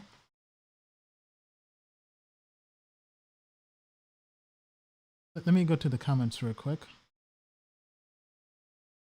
Man, lots of comments today. Hey, if you're liking this live stream, please smash the like button, subscribe. If you're watching this on my personal YouTube channel or from anywhere else, be sure to go to youtube.com/tokenmetrics and subscribe. Otherwise, you're missing out on fire content we're putting out. Because we put out content on there that we do not put out anywhere else. So I don't know why some of you have not yet crossed over, right? So for instance, some of those content we're putting up here. Let me just share this. Right, so obviously the live stream, and now we're breaking out the live streams, getting some of the questions and posting them on here. We also had the interview with Ryan Taylor, the CEO of Dash Core Group. So that's up only on the 100x channel. So definitely recommend you subscribe to this if you have not yet already. Okay, all right. On to the next question.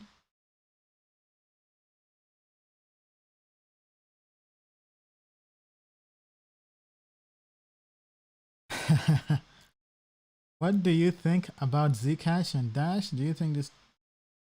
Right.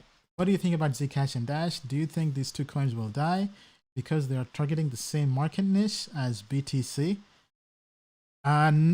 No, I don't think they're going to die. So let's pull up here those two coins and look at them. So Zcash is 18th on the Token Metrics Moon Index. So I don't think it's going to die right now. Fundamentals are good. Dash as well. Dash had a great year. Dash was one of our picks for January. It was up over 100%. So from a trading perspective, it's done well. I don't think Bitcoin, guys, one thing you have to understand is Bitcoin cannot kill everything. And I think people should take that notion out of their heads that Bitcoin is going to crush every cryptocurrency. That's like saying there'll only be one cell phone manufacturer in the entire world, or there'll only be one car manufacturer in the entire world. I mean, that's not going to happen anytime soon. I mean, there's a term for this called the long tail. And all of these are really, they will carve out their own lane. They'll create their own niches. Right now, Zcash and Dash really cater to the privacy niche. Until Bitcoin and Ethereum really provide privacy, I don't really think they're going to be crushed. But if Bitcoin can provide privacy, and if Bitcoin can move a lot faster and have a lot better transaction speed, then possibly it could eat the entire use case. But until that happens, I don't really think you can say it's going to crush them. I mean, long term, 10 years, 20 years down the road, who knows? Zcash and Dash could also innovate and do something else. They could pivot. I mean, because they have lots of money in the bank. So because of that, actually, I would say I don't think they're going to die anytime soon. Just based on how much money they have in the bank. So in crypto, either you die a fast death or a slow death. And because these are fairly large in market cap, I don't think they'll die anytime soon.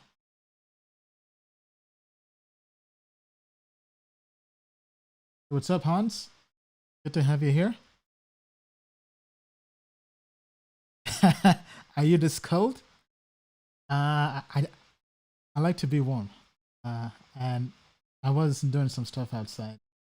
I just liked the warmth. I didn't want to lose the warmth. So, hey, we just came out of a bear market, okay? Altcoin winter. Yeah. So yes, we're definitely still cold. Trying to warm up. Okay, next question.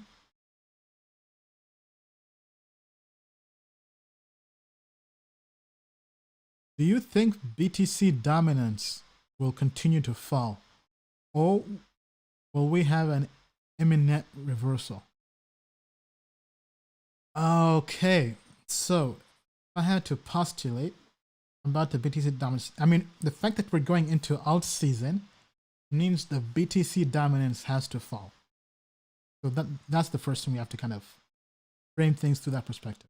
So yes, I do think the BTC dominance is going to fall. Now, I'm not saying it's going to fall to zero, but I think it's going to decrease. Right now, it's what, like 60 something percent?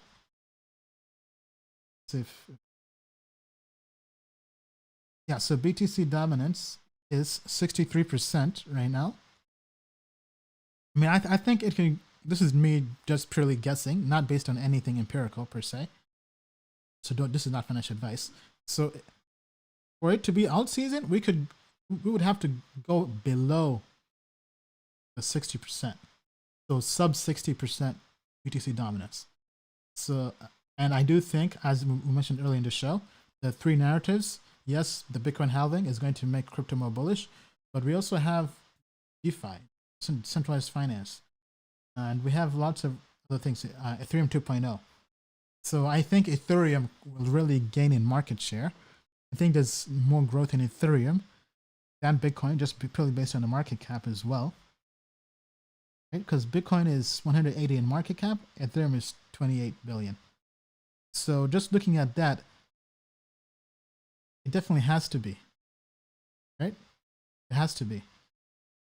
So to answer your question, the BTC dominance has, because one thing of going back to what I said about factory investing, it has empirically been proven through academia, through investment academia, that lower cap coins provide better returns than large cap coins. Let me repeat that again. Lower cap coins provide better returns than large cap coins. Obviously, this is not really news to most people.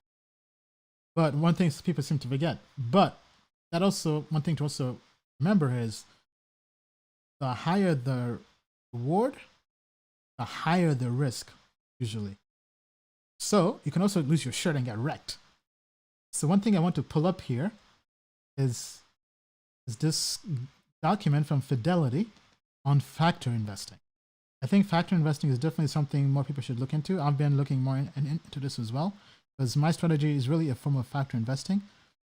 So just looking at it, so the key takeaways from factor investing, you look at things like size, value, momentum, quality, and low volatility. These really create smart or strategic beta strategies. So factor investing tends to be cyclical, meaning seasonal or in cycles. But let me see one thing I wanted to pull up here. Okay, so let's look at this here, for instance. We zoom in. So research proves the case for multiple factors as components of stock returns and risk. Obviously, this is for stock market, but we think the same thing applies to other markets as well. So in terms of looking at the returns, you have to look at lots of other things. So the size, is the market cap. Momentum is technical analysis. Value and quality is really fundamental analysis. Then company specific is more like news, events happening. Volatility is just really more of like risk. So here's exhibit 1. So let me zoom in here. Oops. I hate when I do that. Okay, all right. So let's do that again. All right. So looking at exhibit 1, small cap excess returns. Small caps have beaten larger caps over time. Okay, so this is looking at the yearly returns of the eco-weighted bottom quintile, basically based on market cap, for the Russell 1000 index. Right? This is the yearly excess return. So the returns above the benchmark. So, I mean, long story short, academia says that small cap provides excess returns. Now, the drawdowns might be larger, meaning that you can lose a lot more, but obviously higher risk, higher reward. So, going back to your question, do you think BTC dominance will fall? Yes, I think the fact that I strongly believe, and our team believes, we're going into alt season. Now, obviously, we could be wrong, but we think we're right. Obviously, the market will end up showing who's right, who's wrong, but we think 2020 will be good for alts. It's already turning out to be good right now. So yes, I do think the BTC dominance will fall. I don't think it's going to fall all the way to 0, obviously, because we are bullish on Bitcoin long term, but we think for alt season to happen, it's going to have to fall below 60% dominance. And we do think that is going to happen. We're already heading towards that.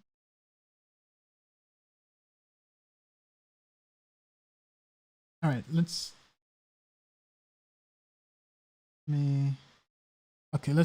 see here. Let's take some questions here from YouTube.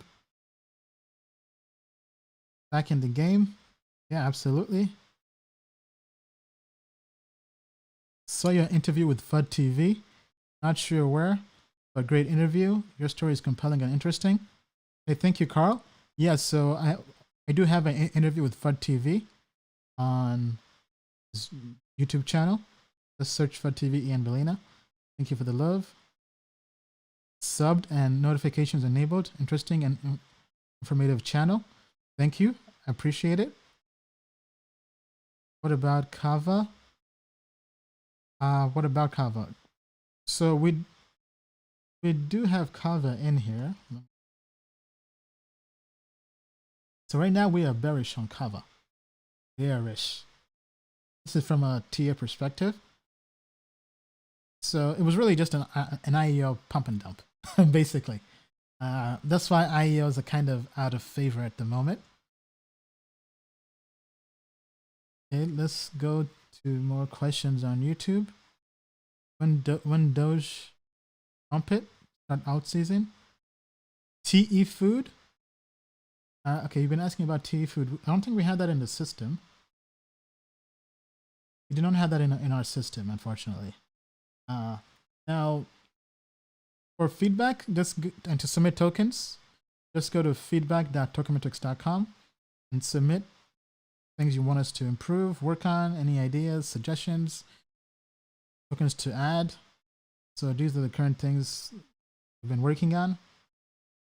Apologies, our team has been swamped, but this is where you can submit things for us to take a look at.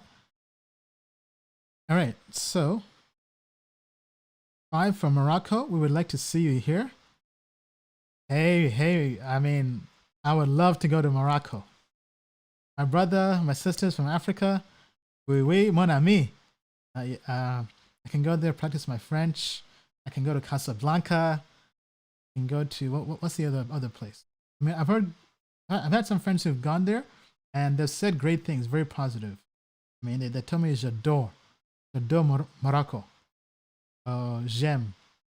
C'est fun?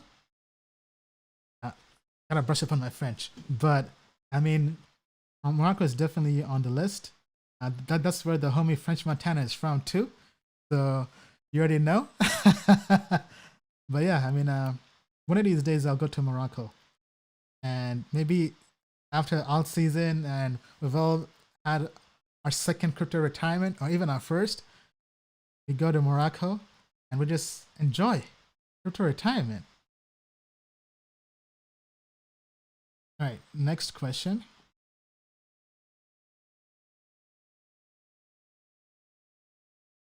Alts falling against BTC. Should we sell alts for BTC? I don't think so. I mean, first of all, it depends what alts you're in, obviously. But looking at the Token Metrics Moon Index, if we go to Bitcoin has dropped a lot. So Bitcoin is dropped out of the top 10 to 32. So, quite frankly, I would only be having alts in the top 10 Moon Index. So, this portfolio we covered earlier in the show. So, I would own this over Bitcoin at this point in time.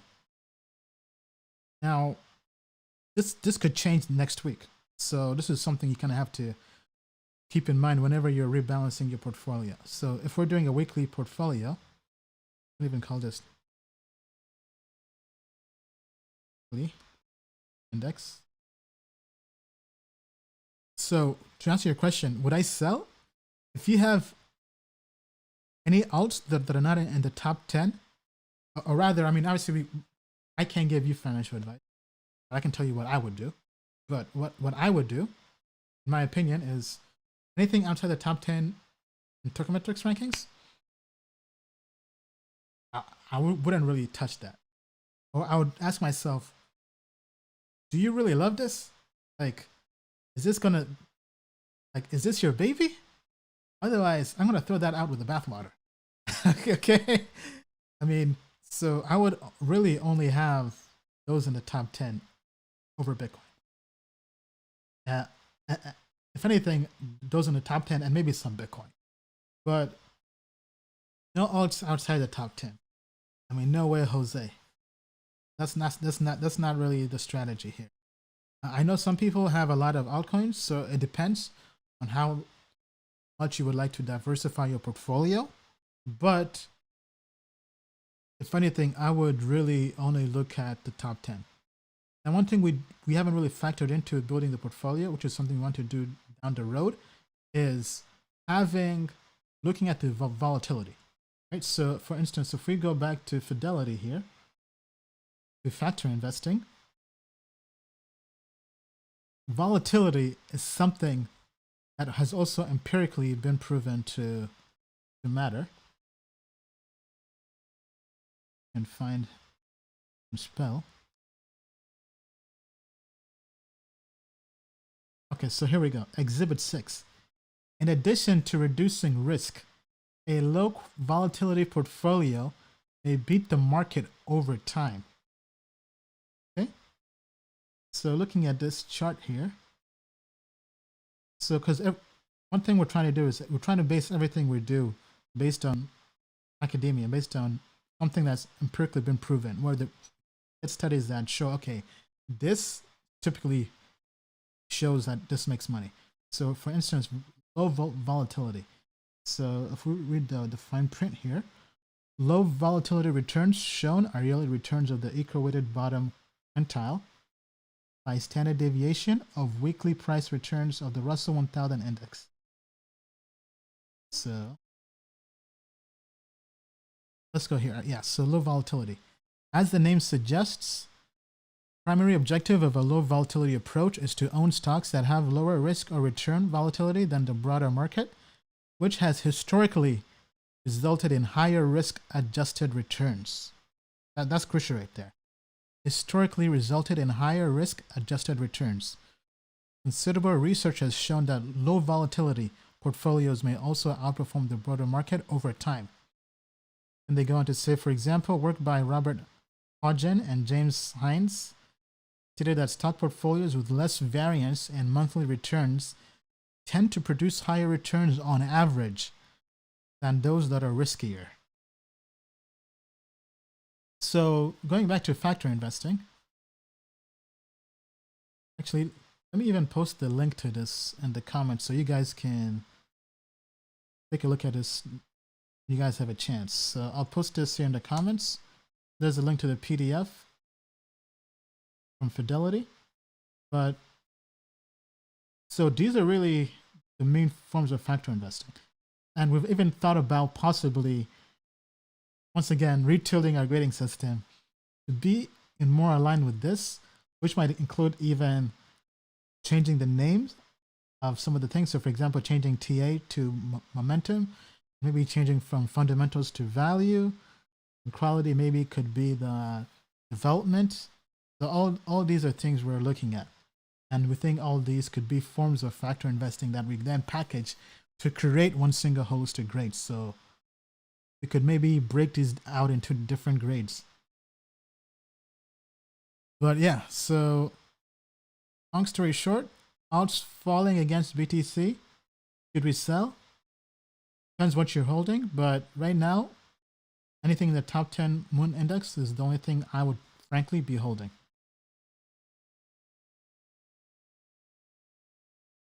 All right. What do you think about REN?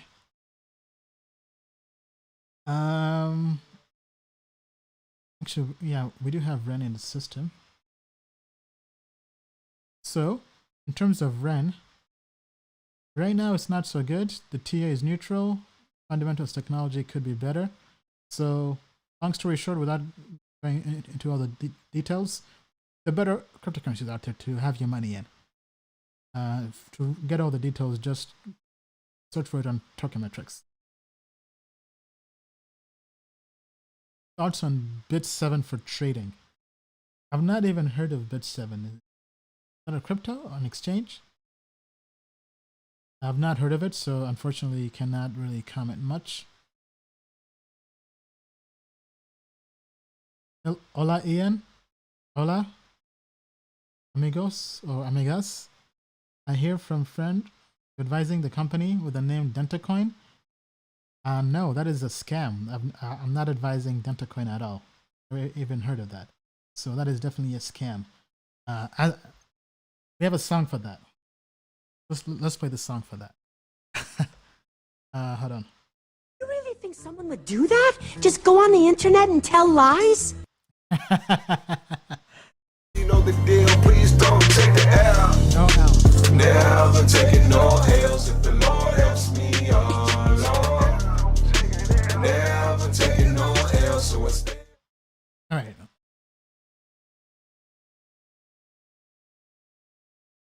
Hi, Ian.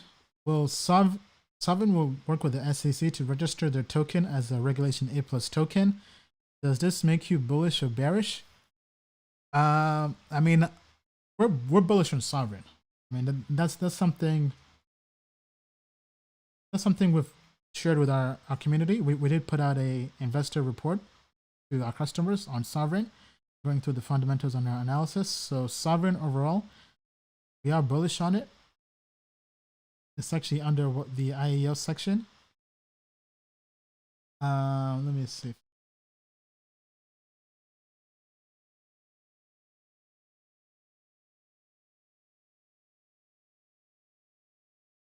Sovereign. Actually, yeah, the tech grade on Sovereign was good. Fundamentals could be better, but that's obviously because it hasn't launched yet or begun trading anywhere yet. But overall, though, I mean, we're bullish on Sovereign. It's on our watch list. That doesn't mean go out there and FOMO buy it the first day on exchanges. No, that just means it's on our watch list, keeping an eye on it. Maybe 3 to 6 months after it launches on exchanges and we've seen some price action, then we'll see whether it's good to add to our portfolio, right? Okay. Thoughts on sharding? I'm not sure I understand.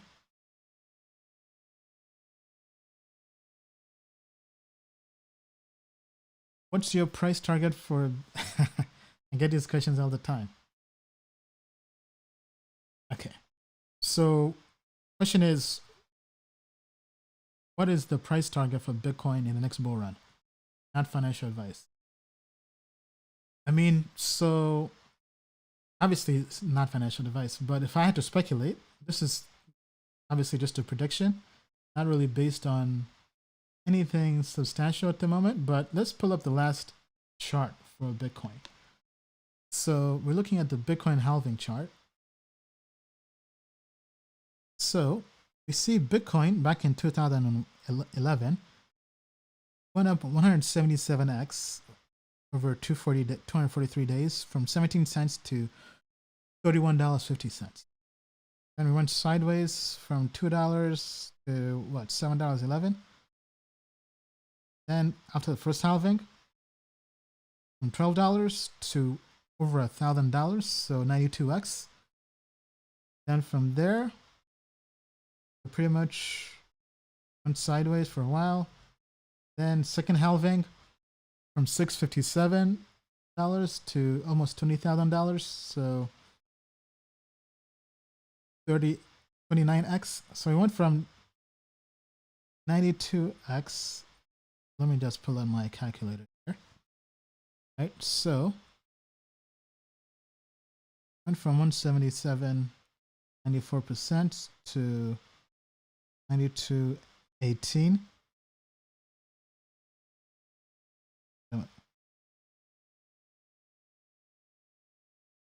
So it decreased by a factor of 3. Then went from, I'm looking at the ROI, the returns, from 92.18 to 29.38. Okay, also decreased by a factor of 3.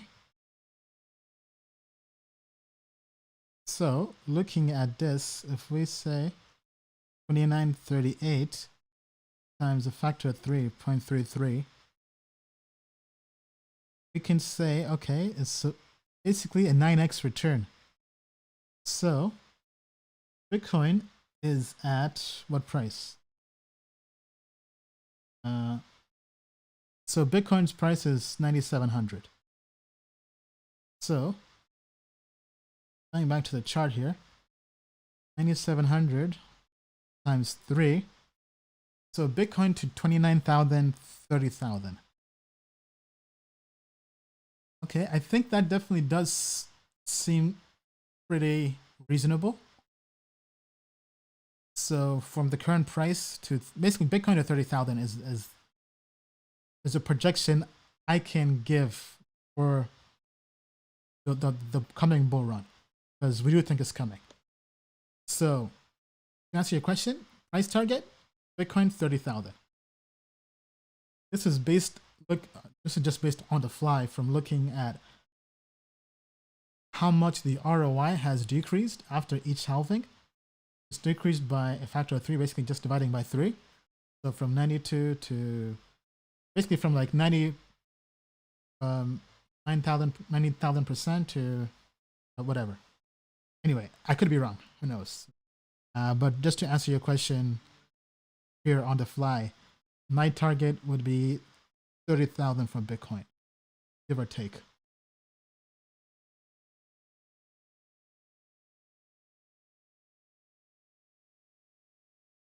All right. This is a question people love. If you have to choose 5 coins for 2020 for huge gains, what coins will those be? Very good question. Very good question. All right, so if I had to choose 5 coins for 2020, because obviously that was the title of the live stream as well, right? Best cryptocurrencies for 2020. I would say Ethereum has to be in there. And Ethereum, if you have to pick a large coin, like a blue chip crypto, Ethereum has to be in there. With Ethereum 2.0 coming, with decentralized finance coming, I mean, all these narratives, just think about this. For alt season to occur, Ethereum has to do well. There is no alt season if Ethereum does not perform well. I mean, because most of the cryptocurrencies out there are issued on Ethereum's blockchain. So Ethereum has to fundamentally do well. So a rising tide lifts all boats is really the philosophy of Ethereum. So Ethereum would have to be in that top 5. Now, we are bullish long-term on Bitcoin. So I would say Bitcoin is in there merely as a hedge to alts. But that's really the only reason I would have Bitcoin in there. Merely as a hedge to alts, because you can't have an entire portfolio purely filled with nothing but altcoins. If you're looking for a very long-term perspective. So we're talking 1 year and out. So I would say, okay, Ethereum does for alt season and DeFi and all that. As a hedge to altcoins, Bitcoin would have to be in that portfolio. That leaves me with 3 other cryptocurrencies to add in that portfolio. Now, we can go based on the Token Metrics ratings. So, pulling this up here. Right now, I think you would have to put Binance in there. I mean, Binance has performed really, really well. And Binance long term, I don't see them going away. Now, if I had to add another cryptocurrency in there, I would, because this is kind of a combination, a mix of short term and long term, or rather, this is kind of more looking at for the next month or so. But if we're looking out for the entire year, I think if we look at which ones have good technology, I mean, Blockstack is in there. I would say Blockstack or Hedera Hashgraph. I know lots of investors are hurt on Hashgraph, but you guys saw what happened with Google partnership. But if we're trying to restrict this based on 5, I think Blockstack would definitely be in there. I would add Maker and DAI. I mean, especially with DeFi. So I would add Maker in there. So that gives us, to recap, Ethereum, Bitcoin, Binance, Maker, and Blockstack. I think those would be 5. If I had to add an extra one in there that's not currently trading anywhere, meaning that they have not launched yet, I mean Helium, obviously, because I've been mining that for a while. I think Helium is one to keep an eye on. I think they could do well, but they have issues marketing. Anybody who's in the Helium community, tell them, hey, we want to do an interview, we want to do an AMA. It seems maybe because they're an American company and they're dealing with SEC, maybe, who knows? I don't know. I don't know if they're doing a Reg A Plus or what have you, but obviously it's trickier when being an American company. So with that being said, though, those are my top 5. If you said, Ian, not financial advice, what are your top 5 cryptocurrencies right now? Recap. Ethereum, Bitcoin, Binance, Maker, and what was the other one? Blockstack. And let's toss in Helium there as the 6th one. So I hope that answers your question, but very good question. if you agree or disagree, let me know in the comments down below. And also let me know what your top 5 cryptocurrencies are for 2020. For me, these are my top 5. They're just based on being asked right now on the fly. Obviously, they could change 3 months from now or after the Bitcoin halving. But right now, I think fundamentally, looking at the fundamentals, looking at technical analysis, and looking at the potential for growth. I have left out Matic Network right now just based on, because it's part of the Ethereum ecosystem. So whatever growth happens with Matic, part of that growth will happen in the Ethereum ecosystem as well. While Blockstack is kind of not really in the Ethereum ecosystem. So it's really a nice hedge almost, and also a nice way to diversify out of that. But yeah, let me know what you guys think in the comments down below. Is somebody saying icon? Turn my microphone up. Okay, maybe I'll come closer. Microphone should be fine. Maybe I'm too far away. Apologies for that. Okay. Mama Bear is saying Icon, VeChain, Chainlink, Ethereum, Dragon Chain, top 5. Okay, I mean, I would say Dragon Chain is dead, to be honest. And this is coming from somebody who invested in Dragon Chain a while back. I mean, it hasn't really done much, unfortunately, since 2017. Ever since they had those ICOs they tried to issue on their blockchain that didn't really perform well. It's not performed well. Ethereum, yes. Chainlink is decent, but we think there's too much. Chainlink is doing well based on hype, based on the 4chan hype. So I wouldn't stake much in it long term, because 4chan can just change and flip on a whim. VeChain, okay, that's decent. I personally wouldn't have it long term. Icon has been performing well, but I would still favor Blockstack over Icon myself personally. What about Litecoin? Litecoin, not really, no. Fortunately. NXM, Nexus Mutual, that is not on the in Token Metrics. Should we give up on mainframe? I gave up on it. I don't think it's really going to do well in the next alt rally. And then also Mick Hagan stepped down. He's now joining a different project, I think also in their ecosystem. So if we go to, yeah, so I mean, Token Metrics rank is 247.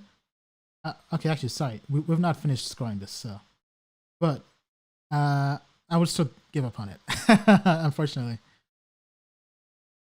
Okay, next question. Please tell me your thoughts about the following portfolio. Adam-Ren.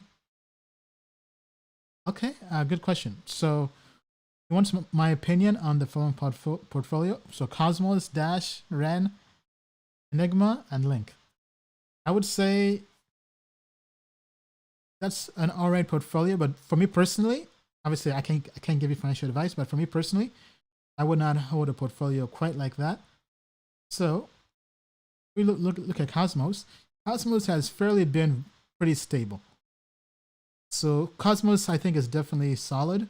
Fundamentals, technology, PA is getting better. Not the best. There are better products out there that have more momentum right now as we speak. But long term, we don't think it's really an issue. We think it's a decent project. They did have one of their founders step down, so that did cause some drama. But I don't think that's necessarily an issue. If we look at Dash right now, momentum is not quite there. Yes, it's bullish because the market is getting bullish, but there are better products that are very bullish. But fundamental wise, technology wise, Dash is pretty solid. So I would say Atom and Dash are decent. Ren and Enigma. Ren I would not have, quite frankly, in my portfolio. Enigma, we're still scoring, but I also would not have that in my portfolio. And the other was Link. Chainlink is right now it's just purely a momentum play, so purely technical analysis play. So it definitely makes sense to have that short term. Long term, not quite sure, but I would say Chainlink is okay. Dash good, Atom very good. These two, I quite frankly would not have them in my portfolio. Even though I was an early investor in the ICO of Enigma, and I have met Tor in person. So Tor, please don't take this personal. But that's my take on this portfolio.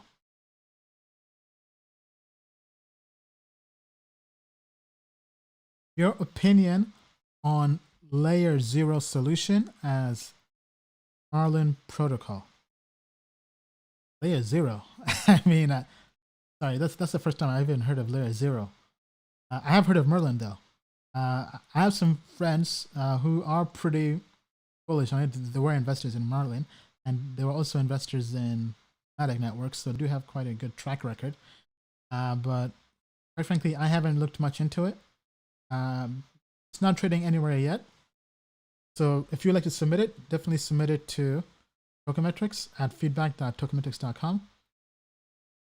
But I can't really give my opinion on it because I've not looked much into it, to be honest.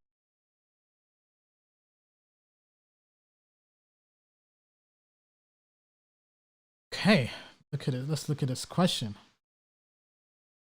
If Bitcoin is displaced from number one by XRP, Ripple, or Ethereum, or something else, is Bitcoin done?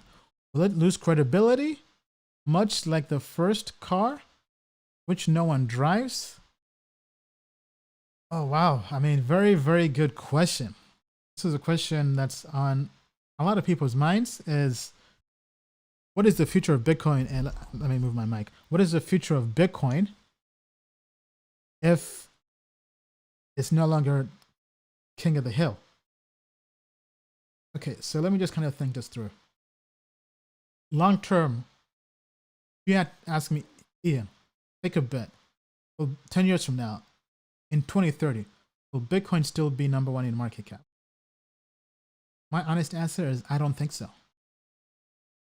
And I know all the BTC maximalists consider that hearsay, but I think Ethereum has the potential to surpass Bitcoin in market cap based on the growth, the innovation happening. I mean, Bitcoin has governance issues. I mean, people are forking Bitcoin left and right.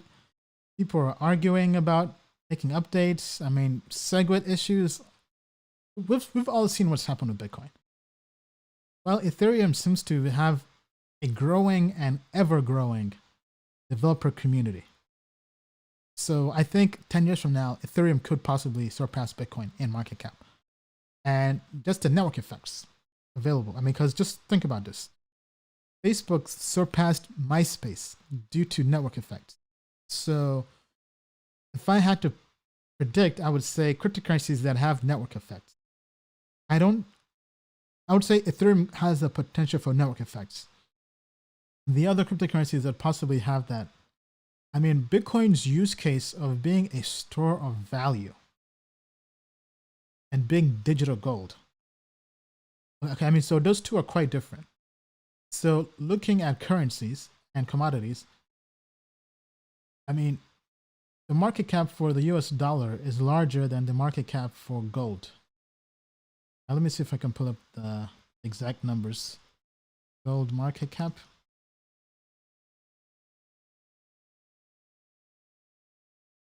Okay, so let's see here. Doing a quick Google search. Gold's market cap, according to this, 2.5 to 3 trillion. Let's see US dollar market cap.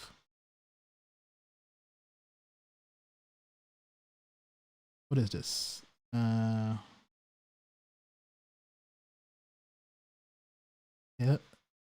Sorry. Just yeah, all the world's money in one visualization. This might be what I'm looking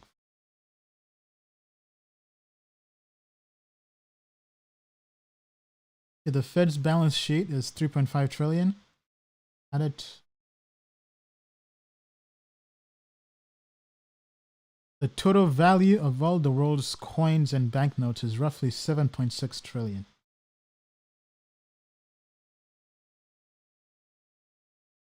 Okay, using $1,275 per ounce spot price, the world's gold is worth 7.7 trillion. Oh, okay, so it's about the same. Is this right? Am I reading this correctly? Any gold experts in here? Okay, so hold on. So the market capitalization of all the world's stock markets is equal to 73 trillion. Okay, so global money supply. The total value of the world's easily accessible money is 36.8 trillion. Total value of the world's money is 90.4 trillion. So this includes pretty much everything. Global debt. So just look at all this money, right? All these numbers we're going through. And the fact, here's one thing you have to really factor in. A lot of the world's money is being stored in derivatives and other financial instruments that aren't just regular money or cash. So if we look at the decentralized blockchain ecosystem, what would happen if all of these instruments, these financial instruments that are used for financial engineering, what if they are transferred or migrate over onto blockchains? Which blockchain would they migrate over to? I mean, would they migrate over to Bitcoin? Not fully. I mean, I think they are more likely to migrate over to Ethereum. I mean, derivatives, that's the entire premise of DeFi, decentralized finance. I know I keep on saying that and I'm hammering that home, but derivatives, that's where the entire, most of the financial world, Wall Street and the financial markets operate. And if that goes anywhere in crypto, it's going to go onto Ethereum. Ethereum is dominating that niche, and I think they'll keep on to dominate that in the next 10 years. So if derivatives for finance happen on Ethereum, that is huge. That's money not going to Bitcoin. That's money not going into Bitcoin's market cap. So I think that is definitely something to keep an eye on. Now, Bitcoin, if anything, is going to be the digital gold. That's what people keep saying. Now, I think the derivatives market is going to be a lot bigger than the gold market, because derivatives is really printing money out of thin air. I mean, financial engineering. Like, you can issue crypto or money with leverage. That's what hedge funds do. That's what Wall Street does. That's why we've had financial tragedies. So, for example, 2008 with mortgages, right? The real estate crash. People took an asset, real estate, and created derivatives out of that. Basically, adding layers and layers and layers on it, using leverage. So that was financial engineering. So you could have real estate with a market cap. Let's say you have a house with a market cap of $1 million. So $1 million house. Using leverage and financial engineering, you can create a 100x leverage financial instrument. So a $100 million house. So that could be an instrument that is derived from the house, that has a higher market cap than the house itself. If you guys follow me, I know I'm kind of getting somewhat technical, but you can really create a larger market cap out of thin air. That's what financial engineering is. So hypothetically speaking, whatever protocol wins that use case of derivatives, DeFi, which currently is Ethereum, the market cap could become infinite. I mean, you can just issue and issue and issue new instruments, but it could also be a Ponzi scheme, which, to play devil's advocate, I can see how people view that, right? Because the same thing has happened on Wall Street. And that's why you have lots of crashes and lots of compliance issues. But going back to the question, right? So if we go back to the question here, this person is asking, is Bitcoin done? I don't think Bitcoin is done. Bitcoin will always have the use case of, I think, digital gold. But I think Bitcoin can be surpassed by Ethereum. Ripple, I don't really see Ripple surpassing Bitcoin. I think, if anything, Ethereum, long-term bullish on Ethereum. I don't think Bitcoin is going to lose credibility if that happens. Bitcoin came first. Bitcoin will still be there. I don't think it's going to really lose credibility. One example is really looking at what's happened with currencies. So right now, the US dollar is the world's reserve currency, meaning that it's the largest currency. Anywhere you go, most countries use the dollar as the currency to convert to other currencies. Kind of like how Bitcoin is the reserve currency for crypto because it has the largest dominance, the largest market cap. Well, in global currencies, the US dollar has the largest market cap, so that's why it has the highest dominance. That's why it's the world's reserve currency. But you have the Chinese currency. China is trying to issue their own digital cryptocurrency and trying to surpass the US dollar as the world's reserve currency. So let's say, hypothetically speaking, something happens. Let's say China surpasses the US dollar. That could be big. But let's take a step back, though, actually. Let's go back to what's happened in the past. Before World War II, the British pound was was really the world's reserve currency. And even before that, it was the Spanish currency, the peso, I believe, right? Was the world's reserve currency. So going back historically speaking, lots of currencies have had their moments in the spotlight. But when the British pound, the sterling, was no longer the world's reserve currency, it didn't really lose credibility. Because it's still, Britain still has power. The British pound still has some power. It's not like it's the Zimbabwean dollar.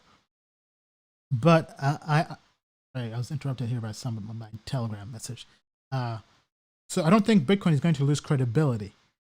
If anything, I could see a world, or rather an alternative universe, where Bitcoin becomes the world's reserve currency. Which, there is a small percentage, never say never. But, I feel like we've seen what's happened with Facebook Libra. Every government has been trying to challenge that. So I don't really see how governments will let Bitcoin do that. If anything, governments will issue their own cryptocurrencies, stablecoins, on a particular protocol, like Ethereum. Anything most likely to be Ethereum, and which actually bodes well for the Ethereum ecosystem. If the Federal Reserve Bank said, hey, we're going to issue a US dollar cryptocurrency, they aren't going to issue that on Bitcoin. Bitcoin doesn't have smart contract capabilities. They're going to issue that on the Ethereum protocol, which moves more money onto the Ethereum ecosystem. So if anything, super bullish on Ethereum long term. Super bullish. But going back to the question, Bitcoin will not be done. Bitcoin will always have a place, I believe. Bitcoin will not lose credibility. So let me know what you guys think. I know we kind of bounced around different ideas, different topics, but that was a very, very good question. So whoever asked that question, thank you. Curious to know what other people think. Okay, somebody says Bitcoin won't die, just its growth will slow down. Yeah, I think so. Absolutely. All right, man. These are a lot of questions. Lots of questions. We have been going for almost 3 hours. Comeback of PundiX. What about Nano or Cardano or ADA? I don't think PundiX comeback is happening anytime soon. Let me take a look here. 47th in Moon Index. TA is bullish. ADA is good, right? As we mentioned, ADA is very good right now. Right now, there's lots of momentum in ADA. All right, so going on to the next one. If you have to choose between BTC and Zcash, depends on the time frame. So, time frame. We go to Zcash. If the time frame is for the next 1 month, I would say Zcash is purely a momentum play. So the next 1 month, I would say Zcash. But because Bitcoin is 32, while Zcash is 18th on the Token Metrics Moon Index. So short-term momentum play, Zcash. Bitcoin is obviously the more conservative choice to go with.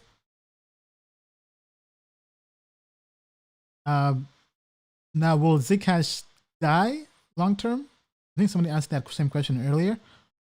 I mean, obviously, never say never. Anything can happen in crypto.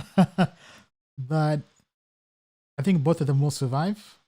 But looking just purely on the short term, 1 month, next 1 month, or rather, actually, I would say just even the next 1 week, I would say Bitcash, according to Token Metrics, is a better momentum play.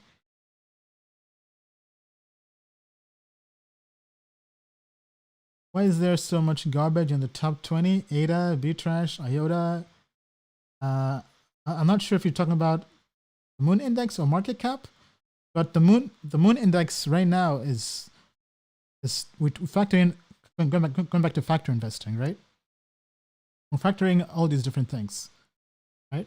But right now we factor in fundamentals, technology, and momentum at the TA in the next 30 days or so. So right now, really, the TA matters a lot. It's getting the largest weight towards the score. So because these are very, very bullish. So now, you mentioned market cap. I'm not seeing Bitcoin Cash anywhere here. So not sure what you were talking about there. So, but if you're talking about market cap here, purely based on market cap, I mean, first mover advantage matters. That's something that's never really going to go away. So, I mean, because I agree with you. I mean, most of these are trash.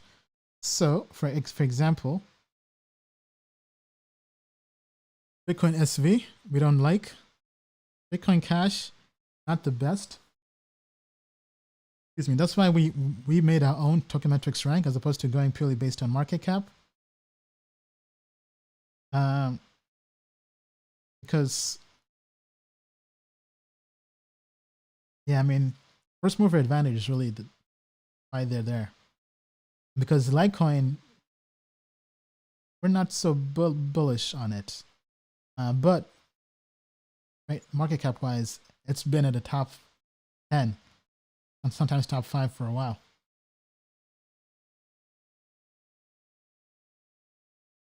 What about Dash? Thinking about switching from Dash to Ethereum?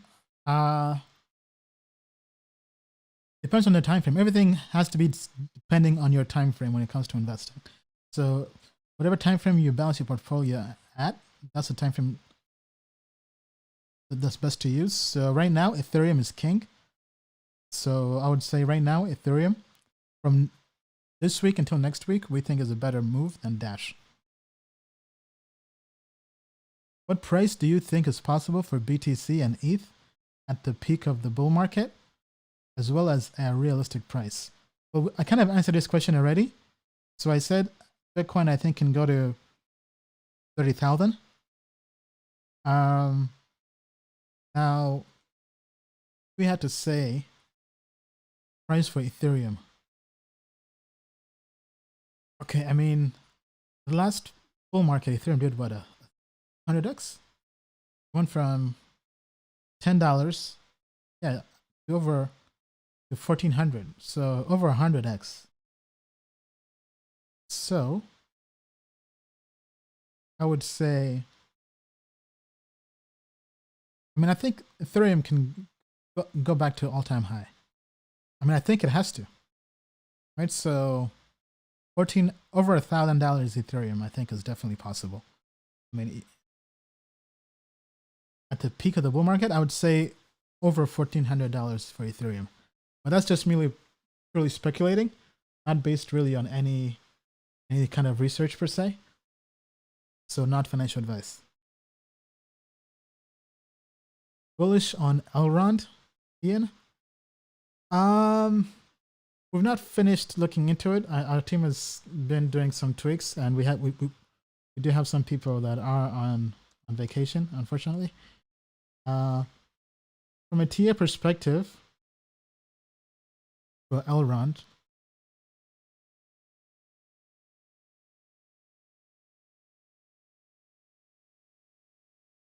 TA is not good. So in the next month or so, not bullish on Elrond. The better investments in crypto the next month or so. How much does it cost for Token Metrics membership? Good question. Good question. So, let me go to this page. All right, so just go to beta.tokenmetrics.com/subscription, or just go to tokenmetrics.com/pricing. So we have different pricing for yearly and monthly. So if you pay upfront, you can have basically 6 months free on whatever you get. So basically half off. So basic is $10 a month. Hodler is $40 a month. Investor is $100 a month. This is popular option. Professional is $400 a month. But if you subscribe to it annually for 1 year, you basically get half off, and you get this for $60 a year. And you get this for $240 a year for the hodler. The investor is $600 a year, and the professional is $2,400 a year. Now, the investor, hodler, and basic do come with a free 14-day trial, so you have 2 weeks to try it out, so that you make sure you like it before you put your money down and subscribe, meaning that you don't get charged until after 14 days. So you can cancel in within those 14 days without having to pay any money. And we also do have a 30-day money-back guarantee as well. Next question. Rather than selling, shouldn't you be buying? Your calculation shows ETH to be heavier weighted. Okay, so he's talking about this. So in this model portfolio, 45% of the portfolio was in Ethereum.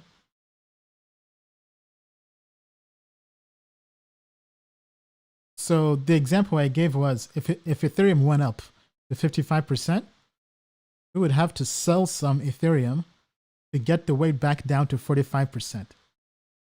So basically taking profits on Ethereum. Because if the weight of a portfolio goes up, if the weight of a cryptocurrency in a portfolio goes up, that means there were positive gains. So it's telling you to take profits and get those profits and use those to buy the dip on cryptocurrencies in your portfolio that have decreased in weight, meaning that they've lost value, they've had negative gains. Okay, so I think hopefully that answers your question. What's your thoughts on Tether sitting on the sideline before we take advantage on a bullish coin? Tether is decent, but to be honest, we prefer DAI as a better stable coin. So if we go to Tether is 93 on our Moon index. I mean, we think a better cryptocurrency is DAI. A better stablecoin is DAI. So we would rather put our money there. Let me see what the other stablecoins are. Yeah, the other ones aren't doing so well either.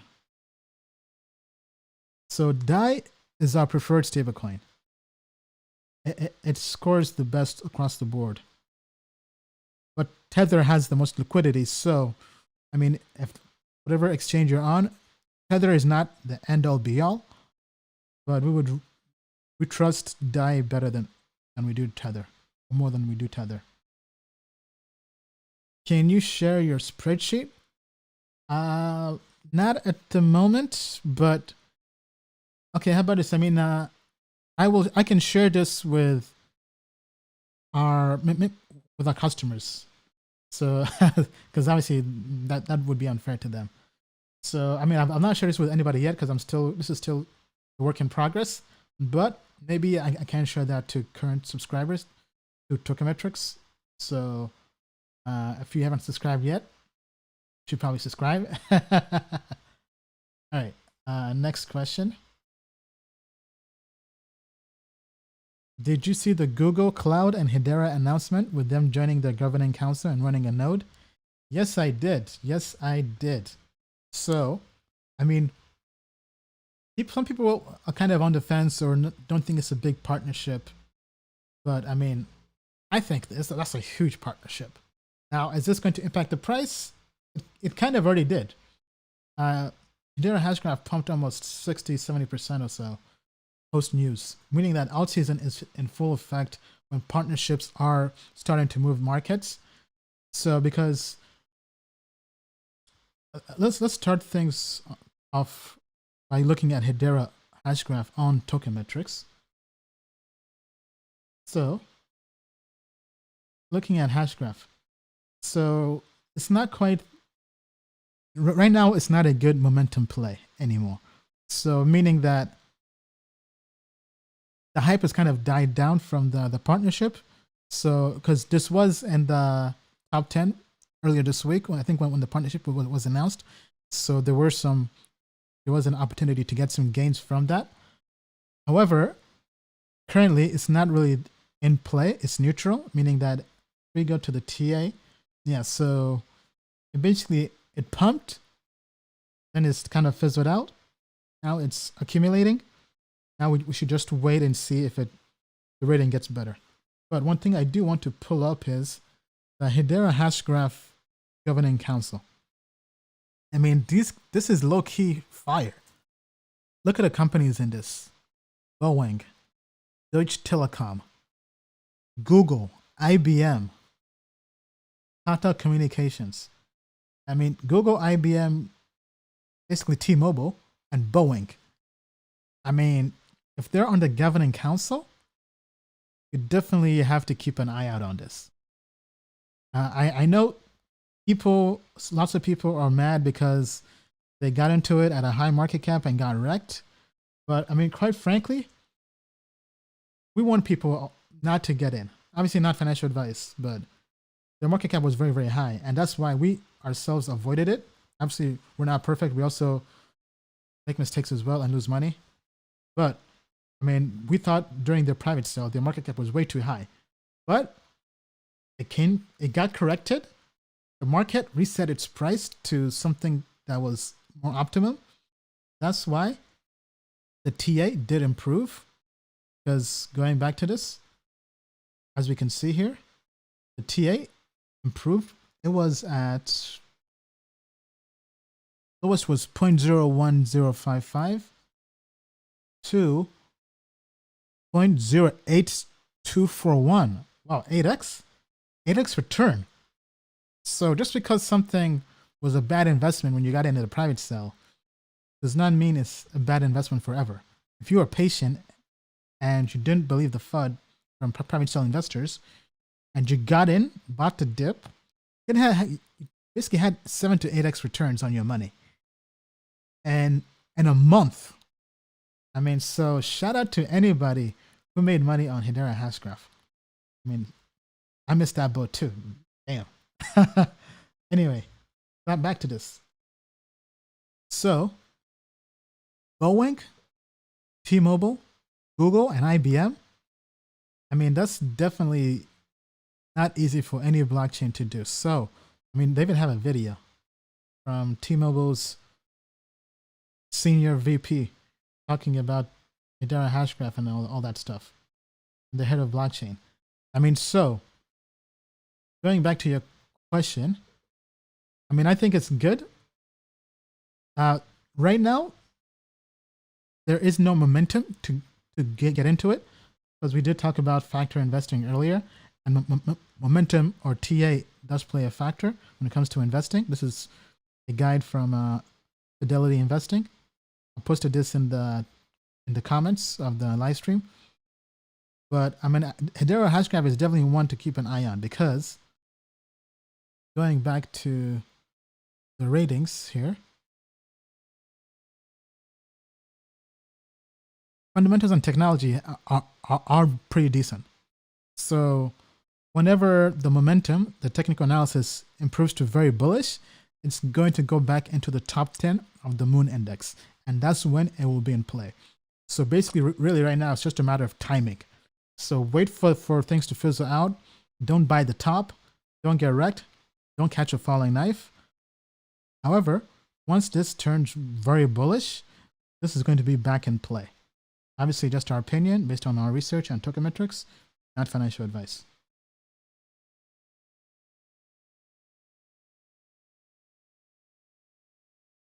All right, so we have lots of questions, and unfortunately, it's been almost 3 hours and cannot get to all these different questions.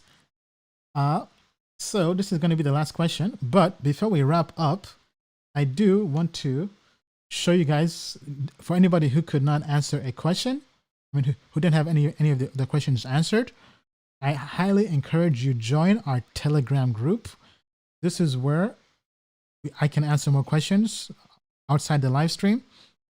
So just go to tokenmetrics.com and scroll down to the bottom and click this to pull up the Token Metrics Telegram. We also have an alerts channel as well. Make sure you follow us on Twitter and YouTube and Instagram as well. But any questions you have that were not answered, just ask them in our discussion group, and me or somebody in our team or even somebody in our community can help answer your question. Because looking at this, we have 22 unanswered questions, and I have been talking and rambling for almost 3 hours now, and it's time for me to have some water and have some food as well, because I have been doing intermittent fasting. So hopefully you guys can see I have been slimming down, getting that health right for this bull market, because we got to be ready. We got to be ready. Okay, anyway, back to the question. Do you think this next bull run will be even more euphoric than 2017 bull run? I mean, I think it's very tough to say. Historically speaking, as we did cover when I was talking about the Bitcoin prediction, historically speaking, after every Bitcoin halving, every Bitcoin bull run has decreased by a factor of 3, which is something to keep in mind and to take note of. Meaning that it's not just going to go up forever and ever. Okay, so here, let me pull this chart up again. So, when Bitcoin launched, it basically went up 177x. Then, after the first halving, it went up 92x. After the first halving, after the second halving, it went up 29x. So my prediction, because it's decreasing by a factor of 3, so just dividing this by 3, so I think Bitcoin can go up by a factor of 9x. 9x, going to round up 10x, where it currently is. But basically,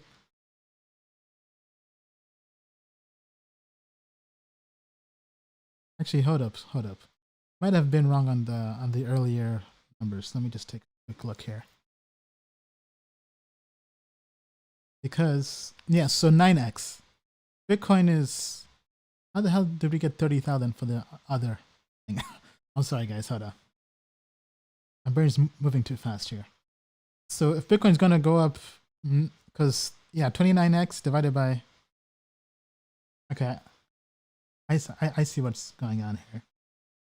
Right, because let's just redo this again. Okay, so we went up 177.94 divided by 92.18.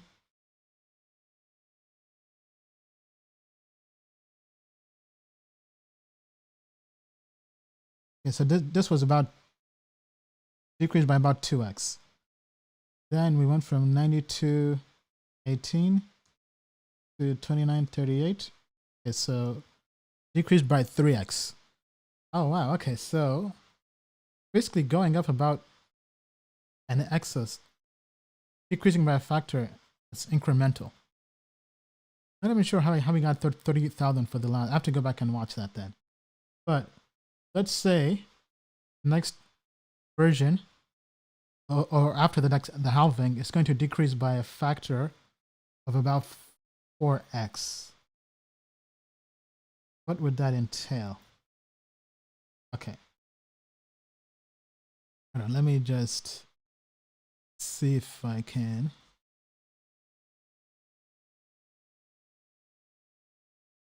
Yeah. So 29, is it 28, 29, 38.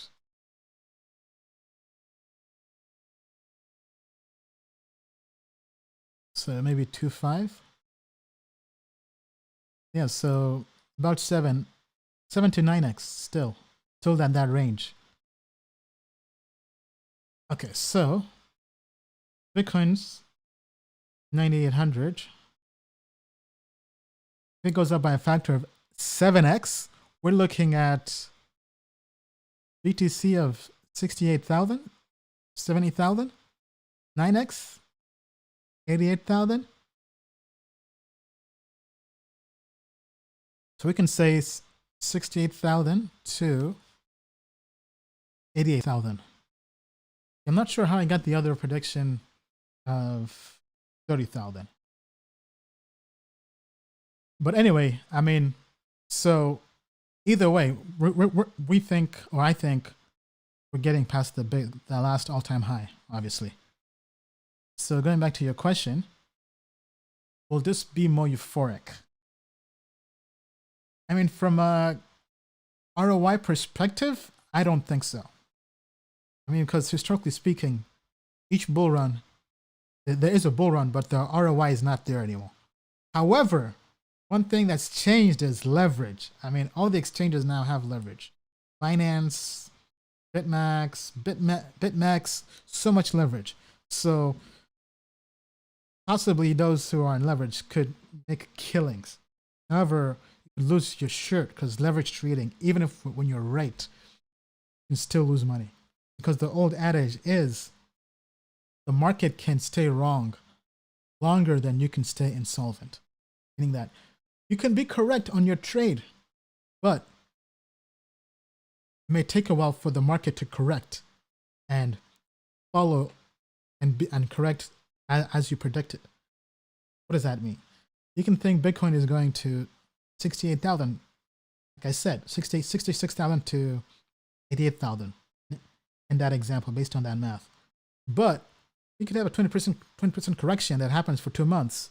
And if you're on leverage, you get wrecked and you get margin called, whatever. So that's why I don't really use leverage. The times I have used leverage, even when I was right, I ended up losing money. So I lose more money than I make on leverage. So I'd rather keep my money when I'm right than lose it when I'm right sometimes. So because of that, I don't really do it.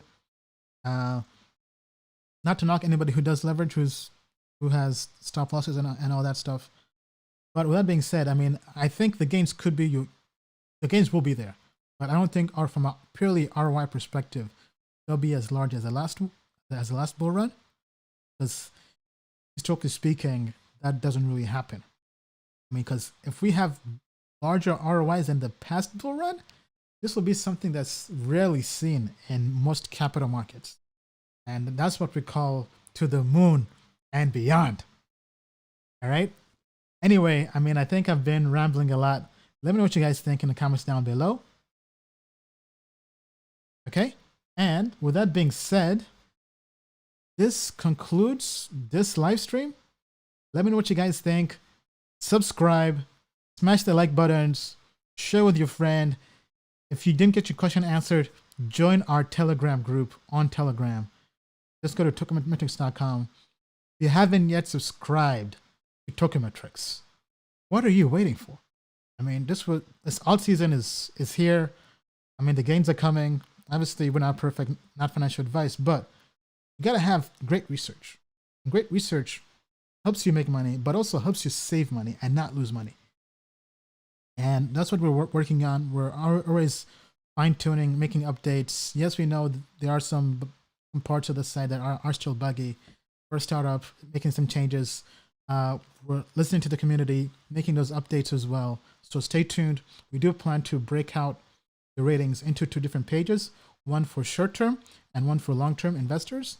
And we're also looking into possibly renaming the terminology to be more in alignment with factor investing. I'm still doing research on that. I do have one book I can recommend. I just finished recently. Let me find this book. It's called Dark Pools on Amazon. I would give this book 4 out of 5 stars. Let me see if I can pull this up here. So I highly recommend this book. It's called Dark Pools: The Rise of Machine Traders and the Rigging of the US Stock Market by Scott Patterson, author of the New York Times bestseller, The Quants. So I finished this book in about, I'd say, a week, maybe a week and a half. Very, very fascinating book. So quick overview. It goes through the history of high frequency trading, day trading, how the stock market evolved from having human market makers to them being replaced and having their jobs taken over by machines and computers and quants. And it goes through high frequency trading, how that evolved, the key companies in the early history of and creation of that industry. And overall, very, very well done book. I would give it 4 out of 5 stars.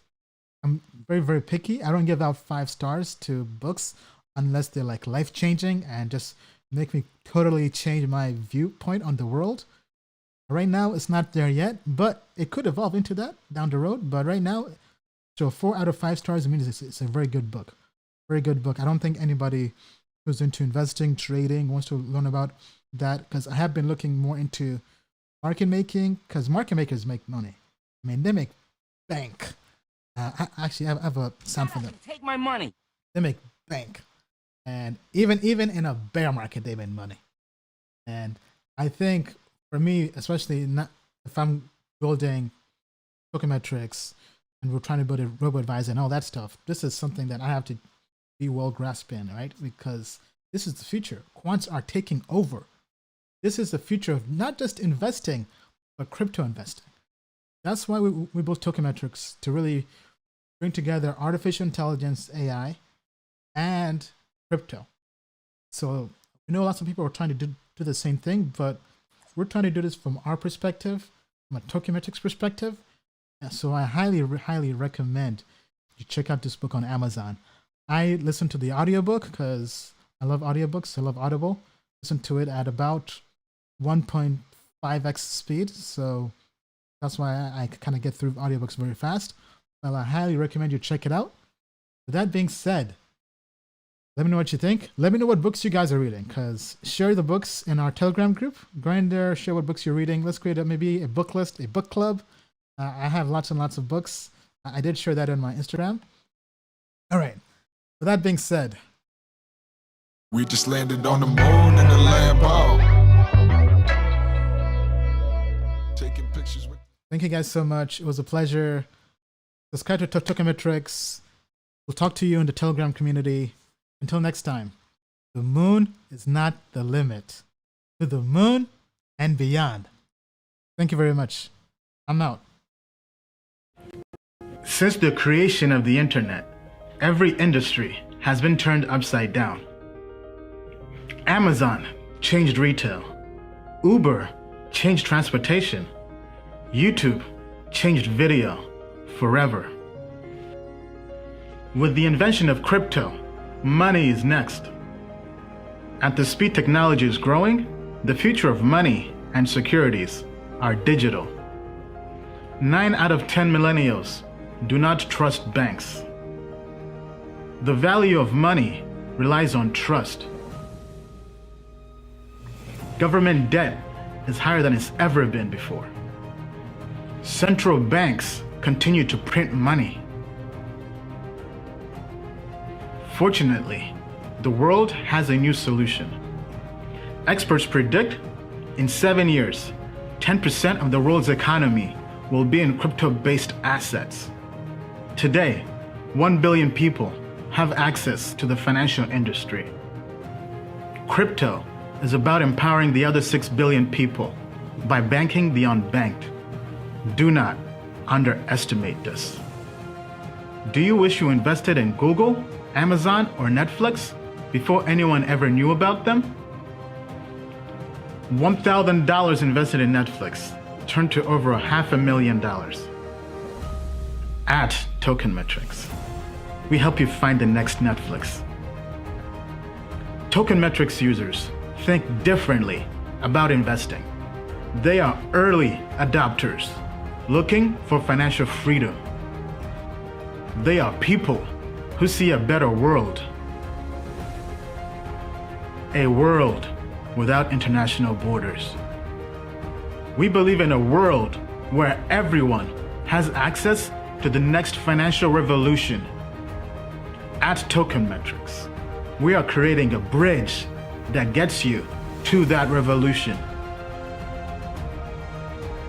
We will help you make sound investments in this new world. The world's best investors do not rely on their intuition. They embrace technology and AI to invest. Token Metrics uses AI to find invisible patterns in data to help you invest and trade in crypto. In the past, we have used our data-driven system to achieve financial freedom. Now, we are giving you the keys. We created Token Metrics to be the only platform you'll ever need to make money in crypto. We give you AI and access to crypto experts at the best price. The moon is not the limit. To the moon and beyond.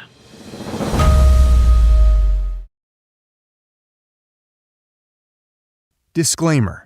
Token Metrics Media LLC does not provide individually tailored investment advice and does not take a subscriber's or anyone's personal circumstance into consideration when discussing investments, nor is it registered as an investment advisor or broker-dealer in any jurisdiction. Information contained herein is not an offer or solicitation to buy, hold, or sell any security. The Token Metrics team has advised and invested in many blockchain companies. A complete list of their advisory roles and current holdings can be viewed here at tokenmetrics.com/disclosure.